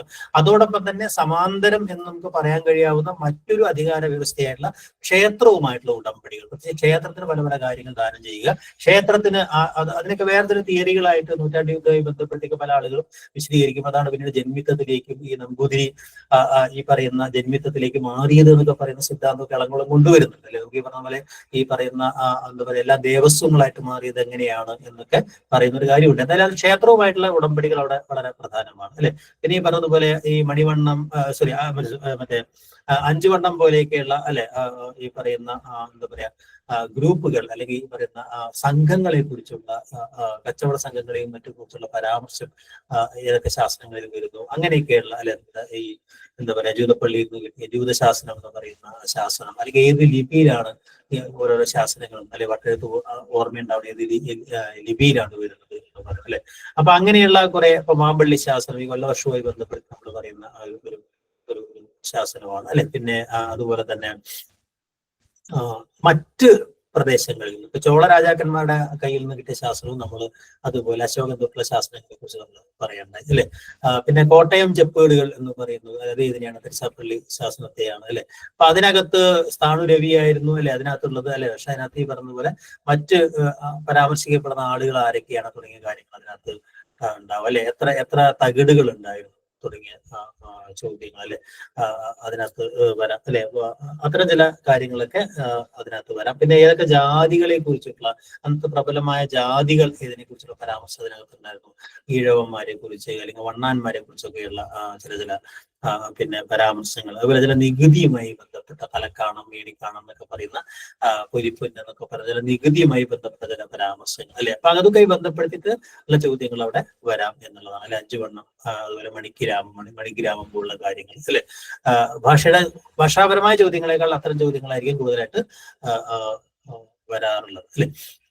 അതുപോലെ ഈ ആറ്റൂർ താമ്രശാസനം എന്ന് പറയുന്ന ഒരു ശാസനം ഇതിനകത്ത് അങ്ങനത്തെ ഒരു ശാസനമുണ്ട്. അത് ഈ വീര ഉദയ മാർത്താണ്ഡവർമ്മയുടെ ഒരു ശാസനമായിട്ട് കൊല്ലം 426 കൊല്ലവർഷം വന്നിട്ട് ശാസനമാണെന്ന് ഉള്ളൂർ പറയുന്നത് തനി മലയാളത്തിലെ ആദ്യത്തെ രേഖയാണ് ആ ശാസനം എന്ന് പറയുന്നത് അല്ലെ. പിന്നെ അറബി ശാസനം എന്ന് പറയുന്ന ഒരു ശാസനത്തെ കുറിച്ച് അല്ലെ അതും അതിന്റെ ഒരു പ്രത്യേകത കൊണ്ട് പരീക്ഷയ്ക്ക് ചോദിക്കാൻ അല്ലെ. മാടായിയിൽ നിന്ന് അല്ലെ മാടായിലെ മുസ്ലിം പള്ളിയിൽ നിന്ന് പഴയങ്ങാടി പള്ളിയിൽ നിന്ന് ഉള്ള ഒരു അറബി ശാസനം ഹിജ്റ 580 12ാം നൂറ്റാണ്ടിലുണ്ടായിട്ടുള്ള ഒരു ശാസനമാണെന്ന് പറയും. അപ്പൊ അങ്ങനെയുള്ള കുറെ ശാസനങ്ങൾ നമുക്ക് കേരളത്തിൽ നിന്ന് കിട്ടിയിട്ട് ഞാൻ അതുപോലെ കേരളത്തിന് വെളിയിലും ഈ ശാസനങ്ങൾ കിട്ടിയിട്ട് അപ്പൊ അതുമായി ബന്ധപ്പെട്ട ചില ചോദ്യങ്ങൾ സാമാന്യമായിട്ട് വരാം. അപ്പൊ ആ ശാസനവും അതിന്റെ ഭാഷയുമായി ബന്ധപ്പെട്ട കാര്യങ്ങൾ വളരെ വിശദമായിട്ട് നോട്ട് നിങ്ങൾക്ക് തരുന്നുണ്ട്. ആവശ്യമുള്ളവർ മാത്രം അത് നോക്കിയാൽ മതി. കാരണം ശാസന ഭാഷയെ കുറിച്ചുള്ള അങ്ങനെയുള്ള ഈ ഗൗരവപ്പെട്ട ചോദ്യങ്ങളൊന്നും ഈ HSC പരീക്ഷയ്ക്ക് ചോദിക്കാറില്ല എന്നുള്ളത് കൊണ്ട് അടുത്തൊരു വിഭാഗം ശാസന ഭാഷയുമായി ബന്ധപ്പെടുത്തി ഞാൻ ഈ പറഞ്ഞ കാര്യങ്ങളൊക്കെ അതിനകത്ത് ഉണ്ട് അല്ലെ. ഈ പറയുന്ന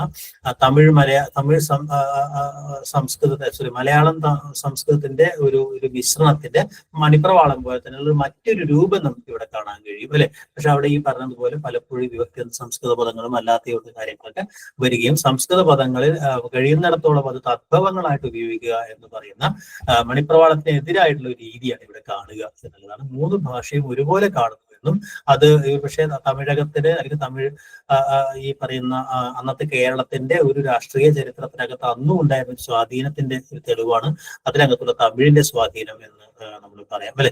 അതോടൊപ്പം തന്നെ നമ്മുടെ ആധുനിക മലയാളത്തിന്റെ ഒരു അക്ഷരമാല രൂപപ്പെടുന്നത് ഇതുവഴിയാണ് എന്ന് നമുക്ക് പറയാൻ പറ്റും. അതുപോലെ ആദ്യത്തെ എഴുത്ത് പരീക്ഷണങ്ങൾ വരുന്നതും കാരണം പുതിയ ഫൊണീമുകൾ ഇവിടെ കടന്നു വരികയും അല്ലെ പുതിയ സ്വനിമങ്ങൾ മറ്റു ഭാഷയുടെ കലർപ്പുകൾ ഇവിടെ കടന്നു വരികയും അവയൊക്കെ എഴുതി കാണിക്കാൻ വേണ്ടിയുള്ള പുതിയ അക്ഷരങ്ങൾ കണ്ടെത്തുകയും ചെയ്യുന്ന രീതിക്ക് ക്രമേണ അതുകൊണ്ടാണ് പലതരം ലിപികളിലേക്ക് അത് നമ്മൾ മാറുന്നത്. നമ്മൾ വട്ടെഴുത്ത് കോലെഴുത്ത് ഈ പറഞ്ഞ ഗ്രന്ഥ ലിപി മലയാണ്മ എന്നൊക്കെ പറഞ്ഞ ഒരു വികാസവും അതുമായിട്ട് ബന്ധപ്പെടുത്തി നമുക്ക് ശാസന ഭാഷയുടെ മതഭേദങ്ങളെ കുറിച്ച് ഞാൻ നേരത്തെ സൂചിപ്പിക്കുകയുണ്ടായി. അതിലൊരു സ്ലൈഡിലായിട്ട് കാണിച്ചു എന്ന് മാത്രമേ ഉള്ളൂ. അത് ഇളംകുളം കുഞ്ഞൻപിള്ള പറയുന്നതും CL ആന്റണി പറയുന്നതും ഗോതവർമ്മ പറയുന്നതും അതുപോലെ വേലായുധം പിള്ളവരെ പറയുന്നവരുടെ അഭിപ്രായങ്ങളൊന്നും എപ്പോഴും ഓർമ്മയുണ്ടാവണം. അത് ആര് പറഞ്ഞ അഭിപ്രായമാണ് ശാസന ഭാഷയെ കുറിച്ച് എന്നെ ആള് പറഞ്ഞ അഭിപ്രായം ഏതാണ് എന്ന രീതിയിലുള്ള ചോദ്യങ്ങളാണ് അല്ലെ. ഇതുകൂടാതെ ഉള്ള ഒരു ഗദ്യരൂപം എന്ന് നമുക്ക് അറിയാവുന്നത് ഈ ഭാഷാ കൗടലീയമാണ്, അല്ലെ? അത് കൗടില്യം പോലെയുള്ള വളരെ സങ്കീർണമായിട്ടുള്ള ഒരു രാഷ്ട്രതന്ത്ര പൊളിറ്റിക്സ് കൈകാര്യം ചെയ്യുന്ന ഒരു വലിയ ബൃഹത്തായ ഒരു കൃതിക്ക് തർജ്ജമ സാധ്യമാവുന്ന രീതിയിലേക്ക് അന്നത്തെ ഗദ്യ സാഹിത്യം അല്ലെങ്കിൽ അന്നത്തെ ഗദ്യഭാഷ ഇവിടെ ഒരു സ്റ്റാൻഡേർഡ് ആയ ഒരു ഗദ്യഭാഷ രൂപപ്പെട്ടു എന്നതിന്റെ അടയാളമായിട്ടാണ് ഭാഷാ കൗടില്യത്തെ എല്ലാവരും വായിക്കുന്നത്, അല്ലെ? കൗടില്യത്തിന് തന്നെ ഇന്ത്യൻ ഭാഷകളിൽ ഉണ്ടായിട്ടുള്ള ആദ്യകാല തർജ്ജമകളിൽ ഒന്നാണ് ഈ സാധനം എന്ന് പറയുന്ന അതാണ് ഈ പറയുന്ന കൗടില്യന്റെ അർത്ഥശാസ്ത്രത്തിന് നൽകുന്ന തർജ്ജമ എന്ന് പറയുന്നത്. തർജ്ജമ പൂർണ്ണമായിട്ടല്ല എന്ന് നമുക്കറിയാം. അപ്പൊ ആ രീതിയിൽ ഇതെല്ലാം ഈ സംസ്കൃതം വഴി ഇവിടെ ഉണ്ടായിരുന്ന ജ്ഞാന പാരമ്പര്യം, അല്ലെങ്കിൽ അതിന്റെ മൂല്യ പാരമ്പര്യം, അല്ലെങ്കിൽ അതിന്റെ ഭരണ പാരമ്പര്യം, ഇങ്ങനെയുള്ള പാരമ്പര്യങ്ങളൊക്കെ ഇവിടുത്തെ തദ്ദേശീയ ജീവിതത്തിലേക്കും ഭാഷയിലേക്കും സാഹിത്യത്തിലേക്കും ഇറങ്ങി വരുന്ന, ഫിൽട്ടർ ചെയ്ത് വരുന്ന അതിന്റെ തെളിവുകളായിട്ടാണ് ഈ പറയുന്ന തരം വ്യാഖ്യാനങ്ങളെയും അല്ലെങ്കിൽ തർജ്ജമകളെയും നമ്മൾ കാണുന്നത് എന്നുള്ളതാണ്. അല്ലാതെ ഭാഷാ കൗടില്യം എന്ന് പറയുന്ന ഒരു കൃതി ഇവിടെ ഏതെങ്കിലും ഒരു നേരിട്ട് ഏതെങ്കിലും ഒരു രാജാവ് അതിന്റെ ആവശ്യത്തിന് വേണ്ടി രാജഭരണമുള്ള ഇനത്തിൽ അങ്ങനെയുള്ള അല്ലെങ്കിൽ അതിന്റെ കൃഷി രീതികൾ നേരിട്ട് ഇവിടെ അപ്ലൈ ചെയ്യാന്നുള്ള അർത്ഥത്തിലല്ല അത് വരുന്നത്. മറിച്ച് അത്തരം വലിയൊരു വൈജ്ഞാനികമായിട്ടുള്ള ഒരു പാരമ്പര്യത്തെ നമ്മുടെ പാരമ്പര്യത്തിലേക്ക് സ്വാംശീകരിച്ചെടുക്കുക എന്ന് പറയുന്ന ഒരു ഭാഷാപരമായ ഏജൻസിയാണ് യഥാർത്ഥത്തിനകത്ത് വർക്ക് ചെയ്തത് എന്നുള്ളതാണ് നമുക്ക് ഇന്ന് ഈ പറയുന്ന വിവർത്തനങ്ങളെ കുറിച്ച്, പുരാണങ്ങളുടെ വിവർത്തനമായാലും അതുപോലെ ഈ ഈ പറയുന്ന വൈജ്ഞാനിക കൃതികളുടെ വിവർത്തനങ്ങളിലൊക്കെ നമുക്ക് കാണാൻ കഴിയാവുന്ന ഒരു കാര്യം. ഇതിന്ന് വളരെ വ്യത്യസ്തമായിട്ടുള്ള മറ്റൊരു രൂപമാണ് ഈ നമ്പ്യാൻ തമിഴ് എന്ന് പറയുന്ന ഒരു കാര്യം, അല്ലെ? നമ്പ്യാൻ തമിഴ് വരുമ്പോഴേക്കും അത് കുറെ കൂടെ പ്രാക്ടിക്കൽ ആയിട്ടുള്ള ഒരു പ്രാക്സിസിൽ നിന്നുകൊണ്ടൊരു സാധനമായിട്ട് മാറുന്നു, അല്ലെ?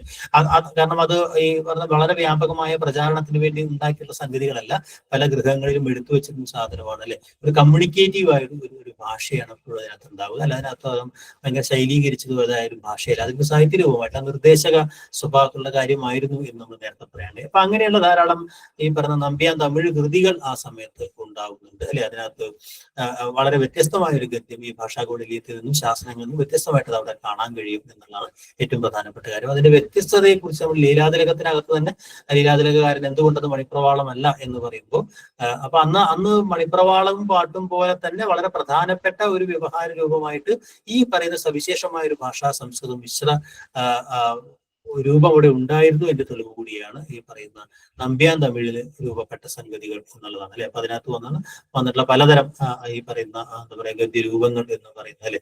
ബ്രഹ്മാണ്ഡപുരാണം ഗദ്യമായാലും അംബരീഷോപാഖ്യാനം, ദേവി മഹാത്മ്യം എന്നൊക്കെ പറയുന്ന ഒരുപാട് കൃതികൾ, അല്ലെ? അതിനകത്തുള്ള സംസ്കൃതത്തിന്റെ സ്വാധീനം എന്ന് പറയുന്നത്, അതോടൊപ്പം തന്നെ ഈ രംഗകലകളുമായി ബന്ധപ്പെട്ടുണ്ടായിരുന്ന പലതരം രൂപങ്ങൾ എന്ന് പറയുന്നത്, അല്ലെ? മാർത്തകീയന്മാരുടെ തമിഴ് എന്ന് പറയുന്നത് എന്തുകൊണ്ടാണ് അതിന്റെ തമിഴ് എന്ന് വിളിക്കുന്ന ചർച്ചയ്ക്കകത്ത് ലീലാതിലകാരൻ തന്നെ പറഞ്ഞു കഴിഞ്ഞിട്ടുള്ള ഒരു കാര്യമാണെന്നുള്ളത്. അവിടെ നമുക്ക് കാണാൻ കഴിയാവുന്ന ഒരു കാര്യം, ഈ ഇവിടെ ഉണ്ടായിരുന്ന ജനസാമാന്യത്തിന്റെ ഒരു സംസ്കാരവും ഭാഷയും സാഹിത്യവുമായിട്ടും ത്രൈവർണിക സംസ്കാരത്തെയും പരസ്പരം ബന്ധിപ്പിക്കുന്ന, സമന്വയിപ്പിക്കുന്ന ഒരു ഏർപ്പാട്, അല്ലെങ്കിൽ അതിനെ മുഴുവൻ ഒരൊറ്റ ശ്രേണികളിലേക്ക് കൊണ്ടുവരുന്ന ഒരു രാഷ്ട്രീയ പ്രക്രിയയുടെ അടയാളങ്ങളായിട്ടാണ് നമുക്ക് പ്രത്യേകിച്ച് ഈ പറയുന്ന ക്ഷേത്രകലകളുടെ അന്നത്തെ പ്രവർത്തനത്തെ നമുക്ക് കാണാൻ കഴിയുക എന്നുള്ളതാണ്.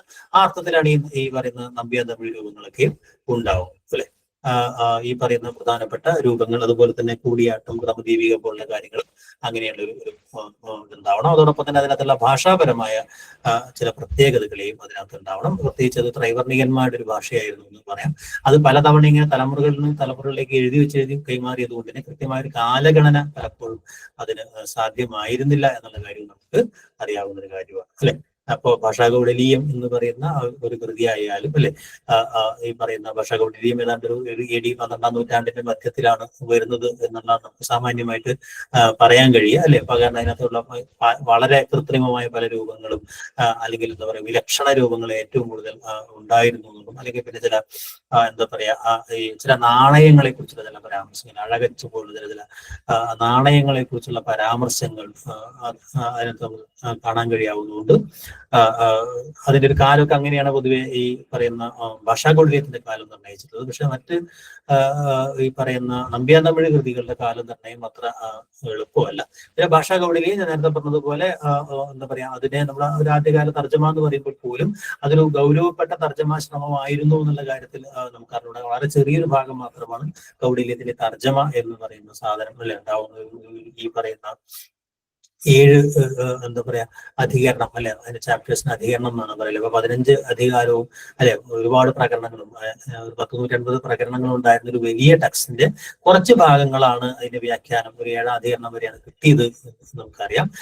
അപ്പോൾ അതുകൊണ്ട് തന്നെ അതൊരു ഒരു ഒരു ഒരു ഒരു എന്താ പറയാ ഒരു വലിയൊരു പരിശ്രമമായിരുന്നു എന്നുള്ള കാര്യത്തിനകത്ത് നമുക്ക് ഒരു എന്താ പറയാ വ്യക്തതയില്ലായ്മ അതിനകത്തുണ്ട്. പിന്നെ അഭ്യാം തമിഴ് കൃതികളെ കുറിച്ച് നമ്മൾ സാമാന്യമായിട്ടൊന്ന് പരിചയപ്പെടുകയുണ്ടായി. മറ്റു കാര്യങ്ങൾ നമുക്ക് എന്റെ മറ്റു ചർച്ചകളിൽ പൂരിപ്പിക്കാം. ചോദ്യോത്തരങ്ങളിലൂടെ പൂരിപ്പിക്കാൻ തോന്നും, സമയത്തിന്റെ ഒരു പ്രശ്നം കൂടി ഉള്ളതുകൊണ്ട്.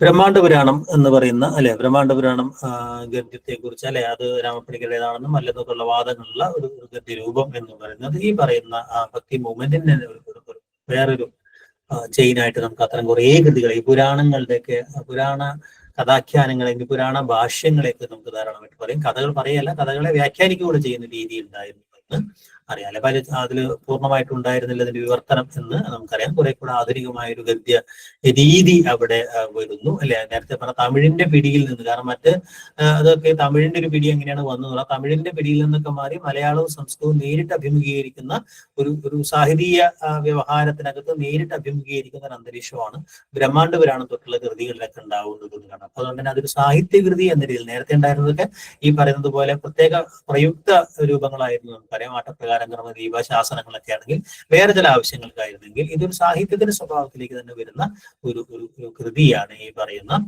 ബ്രഹ്മാണ്ഡ പുരാണം എന്ന് പറയുന്നത്. മലയാളം ഈ പറയുന്ന സംസ്കൃതത്തിന്റെയും തമിഴിന്റെയും ഒക്കെ പിടിവിട്ട് സ്വാതന്ത്ര്യം പ്രഖ്യാപിക്കുന്ന ഒരു ഘട്ടത്തിലാണ് നമ്മൾ ബ്രഹ്മാണ്ഡ പുരാണം ഗദ്യത്തെ നമ്മൾ എന്താ പറയുക പ്ലേസ് ചെയ്യാറുള്ളത്. അപ്പൊ അങ്ങനെ ഈ പറയുന്ന ചരിതങ്ങൾ അല്ലെങ്കിൽ പുരാണങ്ങൾ ധാരാളം അവിടെ വരുന്നുണ്ട്.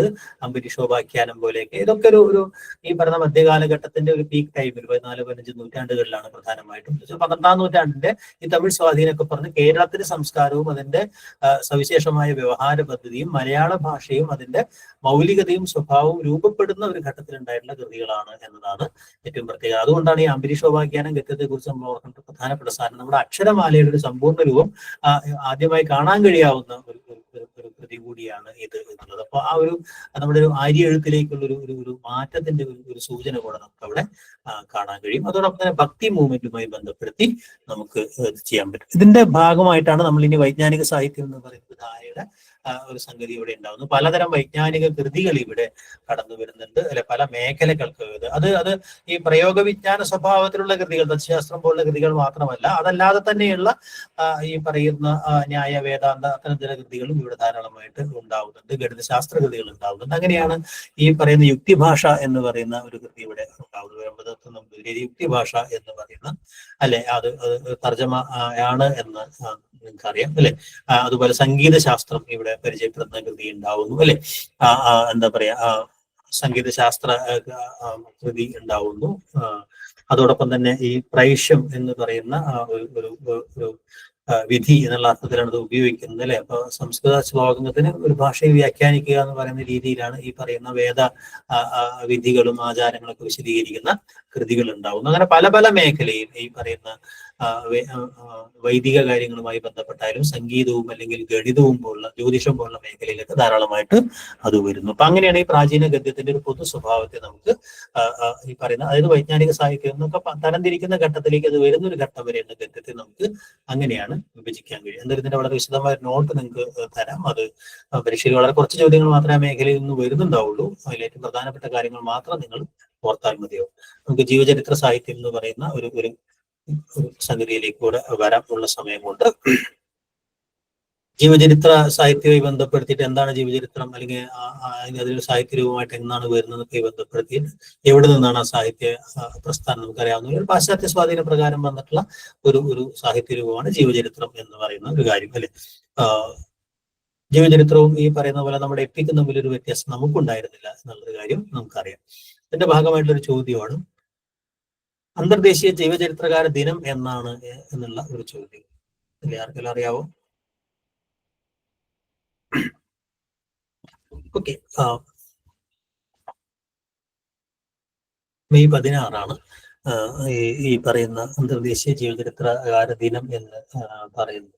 അത് ഡോക്ടർ ജോൺസൺ നമ്മൾ പഠിക്കുന്നുണ്ട്. ഡോക്ടർ ജോൺസനെ കുറിച്ച് ഇംഗ്ലീഷിൽ സാഹിത്യചരിത്രകാരനും ഡോക്ടർ ജോൺസന്റെ ഒരു ജീവചരിത്രം ജെയിംസ് ബോസ്വെൽ എന്ന് പറയുന്ന ഒരാൾ 1791 പ്രസിദ്ധീകരിച്ചതിന്റെ എന്താ പറയാ ആ ഒരു ഡേറ്റ് വെച്ചുകൊണ്ടാണ് ഈ പറയുന്ന അന്തർദേശീയ ജീവചരിത്രകാര ദിനം എന്ന് പറയുന്ന ഒരു ദിനം ആചരിക്കുന്നത്. ഓക്കെ, അപ്പോ ജീവചരിത്രം എന്ന് പറഞ്ഞാൽ അതിന് നൽകുന്ന നിർവചനം അല്ലെ, കെ എം ജോർജും ജീവചരിത്രവും തമ്മിലൊരു ബന്ധം നിങ്ങൾക്കറിയാല്ലേ? എന്താണ് ജീവചരിത്രവും കെ എം ജോർജും തമ്മിലുള്ള ബന്ധം? ജീവചരിത്ര സാഹിത്യം മലയാളത്തിൽ പുസ്തകം.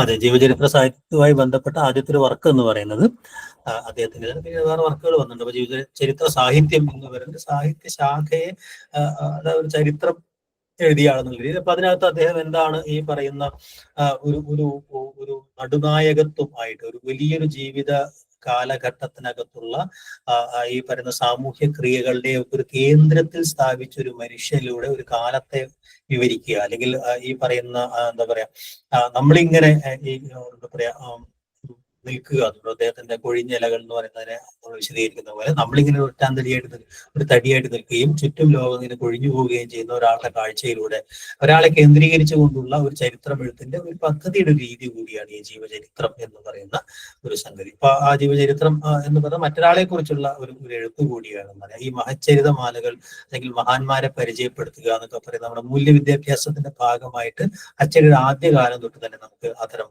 ഈ പറയുന്ന എന്താ പറയാ ഈ ദൈവിക പുരുഷന്മാരെ കുറിച്ച്, വലിയ പുണ്യവാളന്മാരെ കുറിച്ച്, അല്ലെങ്കിൽ അങ്ങനെയുള്ള ആളുകൾ ആചാര്യന്മാരെ കുറിച്ചും അല്ലെങ്കിൽ ജ്ഞാനികളെ കുറിച്ചും സാഹിത്യകാരന്മാരെ പരിചയപ്പെടുത്തുന്ന കൃതികളിലൂടെയാണ് ഈ ജീവചരിത്രം എന്ന് പറയുന്ന ഒരു സാഹിത്യം ഉണ്ടാവുന്നത്. അല്ലെങ്കിൽ ചരിത്രമൊക്കെ അസ്ഥിതിനകത്ത് വിശദീകരിക്കുന്നുണ്ട്. അത്തരം കാര്യങ്ങളൊന്നും നിങ്ങൾക്ക് ഈ പരീക്ഷയിൽ കാര്യമായിട്ട് ചോദിക്കാനുള്ള സാധ്യതയില്ല. എന്നാലും ഈ പറഞ്ഞ പോലെ ചൈനയിൽ നിന്ന് രൂപപ്പെട്ട് അല്ലെ പിന്നീട് ഗ്രീക്ക് ഘട്ടത്തിലൂടെ ജീവചരിത്രം എന്ന് പറയുന്ന ഒന്ന്, പ്രത്യേകിച്ച് അത് കൊട്ടാരവുമായി ബന്ധപ്പെട്ട് രാജാക്കന്മാരുടെയും മറ്റും ജീവചരിത്രം എഴുതുന്ന ഒരു സമ്പ്രദായം ഉണ്ടാവുന്നത് ഈ പറയുന്ന ഗ്രീക്ക് റോമ കാലഘട്ടത്തിൽ നിന്നാണ് എന്നറിയാം അല്ലെ. അതിനൊരു സാഹിത്യരൂപമായിട്ട് മാറുന്നത് അഥവാ കേരളത്തെ സ്വാധീനിച്ചിട്ടുള്ള ജീവചരിത്ര രചനാ പദ്ധതി എന്ന് പറയുന്നത് ബ്രിട്ടനിൽ നിന്നാണ്. ഈ പറയുന്ന ഇംഗ്ലീഷ് ജീവചരിത്ര മാതൃകകളിൽ നിന്നാണ് എന്ന് നമുക്കറിയാം അല്ലെ. അപ്പൊ അതിന്റെ ഒരു ചരിത്രം നിങ്ങൾ സാമാന്യമായിട്ട് ഒന്ന് മനസ്സിലാക്കുന്നത് നന്നായിരിക്കും അല്ലെ. ഈ പറയുന്ന സാമുവൽ ജോൺസൺ തൊട്ടിട്ടാണ് അല്ലെ ഈ സാഹിത്യകാരന്മാരുടെ കവിയുടെ ജീവചരിത്രങ്ങൾ. നമ്മുടെ ഒരു ജീവചരിത്രത്തിന്റെ ഒരു ആദ്യ ഘട്ടം എന്ന് നോക്കിക്കഴിഞ്ഞാൽ കവികളും സാഹിത്യകാരന്മാരും മാത്രമാണ് ജീവിക്കാൻ യോഗ്യർ എന്നുള്ള മട്ടിൽ അവരുടെ ജീവചരിത്രങ്ങളാണ് ധാരാളമായിട്ട് വന്നിരുന്നത് എന്നുള്ളത്. രാഷ്ട്രീയ പ്രവർത്തകരുടെ ജീവചരിത്രങ്ങൾ പിന്നീടാണ് വരുന്നത്. അപ്പൊ പിന്നെ ചുരുക്കം ചില മഹാരാജാക്കന്മാരുടെയും ജീവിതം എങ്ങനെയാണ് നമ്മുടെ ജീവചരിത്ര സാഹിത്യത്തിന്റെ പൊതു സ്വഭാവമാണ്. പൊതുവെ സാഹിത്യത്തിന് കിട്ടുന്ന ഒരു ഓവർ വെയിറ്റേജ് എന്ന് പറയുന്നത് നമ്മുടെ ജീവചരിത്രത്തിനകത്ത് എപ്പോഴും കാണാൻ കഴിയാവുന്ന ഒരു കാര്യമാണ് എന്നുള്ളതാണ് അല്ലെ. അപ്പൊ അത് പ്രധാനപ്പെട്ട ഒരു കാര്യമാണ് അല്ലെ. അപ്പോ ജീവചരിത്രം എന്ന് പറയുന്നത് ഒരു കാലഘട്ടത്തെ എഴുതുകയാണെന്നും ഒരു വ്യക്തിയിലൂടെ ഒരു സമൂഹത്തിന്റെ ചരിത്രമാണ് എഴുതുന്നത് എന്നുള്ളൊരു കാഴ്ചപ്പാടാണ് ജീവചരിത്രത്തെ കുറിച്ചുള്ള ഏറ്റവും ആധുനികമായ ഒരു കാഴ്ചപ്പാട്. ഇതൊരു സവിശേഷമായ ഒരു കാല ദശയെ അല്ലെങ്കിൽ ഒരു ഘട്ടത്തെ അതിന്റെ പരിണാമ കേന്ദ്രത്തിൽ നിലയുറപ്പിച്ച ഒരു വ്യക്തിയിലൂടെ അവതരിപ്പിക്കുക എന്ന് പറയുന്ന. അതുകൊണ്ട് ഒരാളുടെ കഥ പറയുമ്പോൾ അത് ഒരു സമൂഹത്തിന്റെയും ഒരു കാലത്തിന്റെയും കഥയായി മാറുക എന്നാണ് മികച്ച ജീവചരിത്രത്തിന്റെ രീതി എന്ന് പറയാവുന്നത് അല്ലെ. അപ്പൊ ആ അർത്ഥത്തിൽ പലതരം ജീവചരിത്ര വിഭാഗങ്ങൾ നമുക്കുണ്ട് അല്ലെ. നമ്മുടെ എല്ലാ ഈ ആത്മകഥകൾ ആയാലും ജീവചരിത്രങ്ങളായാലും സഞ്ചാര സാഹിത്യമായാലും വൈജ്ഞാനിക സാഹിത്യമായാലും നമ്മൾ ഈ ഗദ്യ സാഹിത്യങ്ങൾ എന്ന് പറയുന്ന ഈ രൂപങ്ങളൊക്കെയും ആദ്യകാലത്ത് പദ്യരൂപത്തിലായിരുന്നു നമുക്കറിയാം. കാശിയാത്രാ വിവരണങ്ങൾ പോലെ അല്ലെങ്കിൽ ജീവചരിത്രങ്ങളൊക്കെ ആദ്യം പദ്യരൂപത്തിലായിരുന്നു നമുക്കറിയാം. അങ്ങനെ പദ്യ ജീവചരിത്രങ്ങൾ ഉണ്ടാവുന്നുണ്ട്. ജീവചരിത്ര സാഹിത്യം ഗദ്യമാവണമെന്ന് യാതൊരു നിർബന്ധവുമില്ല എന്നാണ് ഏറ്റവും പ്രധാനപ്പെട്ട ഒരു കാര്യം എന്ന് പറയുന്നത് അല്ലെ. പിന്നെ ചില സ്മരണകളുടെ രൂപത്തിൽ ഉണ്ടാവും, ചില ഓർമ്മകൾ, ഒരാളുമായിട്ട് ജീവിത പരിചയം, അയാളെ കുറിച്ചുള്ള ഓർമ്മക്കുറിപ്പുകൾ, ഇങ്ങനെയുള്ള കുറെ കാര്യങ്ങളായിട്ട് സ്മരണികകൾ പോലെയൊക്കെയുള്ള ചില കാര്യങ്ങൾ, അതുമായി ബന്ധപ്പെട്ട ശ്ലോകങ്ങൾ അല്ലെ, ഇങ്ങനെയൊക്കെ കുറെ സംഗതികൾ ഈ പറയുന്ന ഒരാളുടെ ജീവിത ചരിത്രവും ചിത്രവും വർണ്ണിക്കുന്ന അത്തരം ചില സംഗതികൾ സ്മരണകൾ വരാറുണ്ട് അല്ലെ. അതല്ലാതെ തന്നെ പൂർണ്ണമായ ജനിച്ചു തൊട്ട് മരണം വരെയുള്ള കാര്യങ്ങൾ പറഞ്ഞൊരു ലക്ഷണമൊത്ത പൂർണ്ണ ജീവചരിത്രങ്ങൾ ഉണ്ട് അല്ലെ. തർജ്ജമകളുടെ ഒരു വലിയ സംഗതിയുണ്ട്. ഒരാളുടെ ജീവിതത്തിലൂടെ സവിശേഷമായ ഒരു കാലവും ജീവിതവും അടയാളപ്പെടുത്തുക, പ്രത്യേകിച്ച് ദേശീയ പ്രസ്ഥാനവുമൊക്കെ ബന്ധപ്പെട്ട പല ജീവചരിത്രങ്ങൾ അങ്ങനെ ഒരു സംഗതി ചെയ്യുന്നുണ്ട്. ഇതുകൂടാതെ ഒരു റഫ് കാരിക്കേച്ചർ, ഒരു വ്യക്തിയുടെ സവിശേഷതയെ അടയാളപ്പെടുന്ന രീതിയിലുള്ള തൂലികാ ചിത്രങ്ങൾ എന്ന് പറയുന്നത്, താരതമ്യേന ലൈറ്റ് വെയിറ്റ് ആയിട്ടുള്ള തൂലികാ ചിത്ര നിർമ്മിതി എന്ന് പറയുന്ന ഒരു രീതിയും അവിടെ ഉണ്ടാവുന്നുണ്ട്, അല്ലെ. ഇത് കൂടാതെ പല ആളുകളുടെയും കുറിച്ചിട്ടുള്ള സ്മാരക ഗ്രന്ഥങ്ങൾ, ഒരാളെ കുറിച്ചിട്ടുള്ള പല ഓർമ്മകളോ അയാളുടെ ജീവിതത്തെ കുറിച്ചുള്ള ചില സംഗതികളോ അയാളുടെ ഓരോ മേഖലയിലെ സംഭാവനകളൊക്കെ വേറെ ആയിട്ടുള്ള അങ്ങനത്തെ സ്മരണികൾ അല്ലെങ്കിൽ സ്മാരക ഗ്രന്ഥങ്ങൾ ധാരാളമായിട്ടുണ്ട്. ഇത് കൂടാതെ കുട്ടികൾക്ക് ഈ പറയുന്ന ആളുകളെയൊക്കെ പരിചയപ്പെടുത്തുന്ന ബാലസാഹിത്യത്തിന്റെ ഭാഗമായിട്ടുള്ള ലഘു ജീവചരിത്ര കൃതികൾ ഉണ്ടാവുന്നുണ്ട്. പുതിയ പറയുന്ന ട്രെൻഡായിട്ടുള്ള കേട്ടെഴുത്തുകൾ പോലെ സാധനം ഉണ്ടാവുന്നുണ്ട്, അല്ലെ. അതുപോലെ വലിയ വലിയ ജീവചരിത്രങ്ങളുടെ സംഗ്രഹ രൂപങ്ങൾ ഉണ്ടാവുന്നുണ്ട്. പിന്നെ ചില സവിശേഷ സന്ദർഭങ്ങളിൽ ഓരോ ആളുകളെ ആദരിക്കുന്നതിനൊക്കെ വേണ്ടിയിട്ട്, അല്ലെ, അതിന്റെ ആദര സൂചകമായിട്ടോ പിറന്നാളായിട്ടോ മറ്റെന്തെങ്കിലും സംഗതികളായിട്ടോ അതുമായി ബന്ധപ്പെട്ട് എഴുതുന്ന ഈ പറഞ്ഞ ജീവചരിത്ര പരാമർശങ്ങളൊക്കെയുള്ള അത്തരം ആദര എന്നയാൾക്ക് സമർപ്പിച്ചുകൊണ്ട് അയാളുടെ പല പല സംഭാവനകളെ വിശദീകരിക്കുക, അതിലൊക്കെ നമുക്ക് വളരെ വിപുലമായൊരർത്ഥത്തിൽ നമുക്ക് ജീവചരിത്രമായിട്ട് പരിഗണിക്കാവുന്നതാണ്, അല്ലെ. നേരത്തെ പറഞ്ഞ പോലെ മലയാളത്തിലെ ആദ്യത്തെ ജീവചരിത്രങ്ങൾ പദ്യരൂപത്തിലായിരുന്നു, അല്ലെ. ഈ പറയുന്ന മിശിഹാചരിതം എന്ന് പറയുന്നത്, അല്ലെ, അല്ലെങ്കിൽ ഈ പറയുന്ന ഉമ്മാപർവം പോലുള്ള ചില ഭാഗങ്ങൾക്കകത്തൊക്കെയും ചില ജീവിത കഥകളുടെ ആഖ്യാനം എന്ന രീതിയിൽ അതിന്റെ ജീവചരിത്രം എന്ന് നമ്മൾ പറയാറുണ്ട്, അല്ലെ. അപ്പൊ ഈ പറഞ്ഞ പദ്യരൂപത്തിലായ രീതിയിൽ ധാരാളം ഈ പറഞ്ഞ വിക്ടോറിയ രാജ്ഞിയെ കുറിച്ച് കേരള ശ്രീ വിക്ടോറിയ ചരിത്ര സംഗ്രഹം പോലുള്ള കാര്യങ്ങൾ, ഇതൊക്കെ പദ്യരൂപത്തിലുള്ള ആദ്യത്തെ. പിന്നീട് കുറച്ചു കാലം കൂടി ഈ പദ്യരൂപത്തിലുള്ള ജീവചരിത്രങ്ങൾക്ക് ഒരു ശ്രദ്ധ കിട്ടിയിരുന്നു എന്നുള്ളതാണ്. ഗദ്യ സ്വഭാവത്തിലുള്ള ഒരു ഗദ്യ ജീവചരിത്രകാരന്മാരിൽ നമുക്ക് ആദ്യം പറയേണ്ട ഒരാൾ ഗുണ്ടത്താണ് എന്ന് നമുക്കറിയാം. ക്രിസ്തുവിന്റെ ജീവിതം അഥവാ സുവിശേഷ സംഗ്രഹം എന്ന് പറയുന്ന ഗുണ്ടത്തിന്റെ ഈ പറയുന്ന എന്താ പറയാ മിശിഹായുടെ കഥ ഗദ്യരൂപത്തിൽ പറയുക എന്ന് പറയുന്ന രീതി ഗുണ്ടത്താണ് തുടങ്ങുന്നത്. ഗുണ്ടത്തിനെ കുറിച്ചിട്ടുള്ള വളരെ പ്രധാനപ്പെട്ടിട്ടുള്ള ജീവചരിത്രങ്ങളും ഉണ്ടായിട്ടുണ്ടെന്ന് എനിക്കറിയാം, അല്ലെ. സക്കരിയൊക്കെ എഴുതിയിട്ടുള്ള ജീവചരിത്രങ്ങളാണ്, അല്ലെ. അതുപോലെ തന്നെ ഈ പറയുന്ന മുഹമ്മദ് നബിയുടെ കഥ, അതും ചിലപ്പോൾ പരീക്ഷയ്ക്ക് ചോദിക്കാനുള്ള സംഗതി, അത് ആര് എഴുതിയതാണ് എന്ന് പറയുന്നത്, അല്ലെ. അതേപോലെ തന്നെ ഈ മിഷണറി അതിനകത്ത് ആർച്ച് ഡീക്കൻ ഉമ്മൻ മാമൻ രചിച്ച ഇന്ത്യ ചക്രവർത്തി വിക്ടോറിയ അമ്മ മഹാരാജ്ഞി അവരുടെ ചരിത്ര സംക്ഷേപം എന്ന് പറയുന്ന ഒരു കൃതിയും, ഇതൊക്കെ അങ്ങനെയുള്ള ഈ മഹത് ജീവിതങ്ങളെയോ വിശദീകരിക്കുന്ന രാജാക്കന്മാരെയോ അല്ലെങ്കിൽ ഈ പറയുന്ന ദേവതാ സാന്നിധ്യങ്ങളെയോ അല്ലെങ്കിൽ അങ്ങനെയുള്ള സംഗതികളൊക്കെ ഒരു വിശദീകരിക്കുന്ന ജീവചരിത്രങ്ങളാണ് ഉണ്ടായിരുന്നത്, അല്ലെ. അതല്ലാതെ പിന്നീട് ഉണ്ടാകുന്ന ഒരു ശാഖ എന്ന് പറഞ്ഞാൽ സാഹിത്യകാരന്മാരെ, പ്രാചീന സാഹിത്യകാരന്മാരെയോ അല്ലെങ്കിൽ വളരെ സീനിയറായ സാഹിത്യകാരന്മാരെയോ കേന്ദ്രീകരിച്ചിട്ടുള്ള ഈ സാഹിത്യകാര ജീവചരിത്രങ്ങളാണ്, അല്ലെ. അപ്പൊ അതും പദ്യ ജീവചരിത്രങ്ങൾക്കകത്ത് ഈ പറയുന്ന കുഞ്ചൻ നമ്പ്യാരെ കുറിച്ച് സാഹിത്യപഞ്ചാനൻ എഴുതിയിട്ടുള്ള ഒരു എന്താ പറയാ പ്രബന്ധം ഉണ്ട്, അല്ലെ. അതുപോലെ തന്നെ ഈ പറയുന്ന പല ആളുകളുടെയും ഈ വിദ്വാൻ കോയി തമ്പുരാന്റെയും മറ്റൊക്കെ ജീവിത കഥ ഈ പറയുന്ന എന്താ പറയാ പദ്യരൂപത്തിലാണ് എഴുതിയിട്ടുള്ളത്. അപ്പൊ കൃഷ്ണൻ പറപ്പള്ളി അല്ലെങ്കിൽ കവിതാചരിത്രം നമ്മൾ പഠിക്കുന്നതാണ് വിവേകാനന്ദന്റെ ജീവചരിത്രം പദ്യരൂപത്തിൽ. അപ്പൊ ചില ചോദ്യങ്ങൾ പദ്യരൂപത്തിൽ എഴുതിയ ആളാരാണെന്നുള്ള ചോദ്യങ്ങൾ വരാം എന്നേ ഉള്ളൂ. പക്ഷെ ഒരു ആധുനികമായ ജീവചരിത്ര രചനാ സമ്പ്രദായം നമുക്കിവിടെ തുടങ്ങി വയ്ക്കുന്നത് ഈ പറയുന്ന എന്താ പറയാ ഒരു പാഠപുസ്തക കമ്മിറ്റിയോ അല്ലെങ്കിൽ അത്ര ചില ശ്രമങ്ങളൊക്കെ വരുന്നതിന്റെ ഭാഗമായിട്ടാണ്, അല്ലെ. ആ രീതിയിലുള്ള ഒരുപാട് ലിറ്ററേച്ചർ ഉണ്ടാവുന്നത്.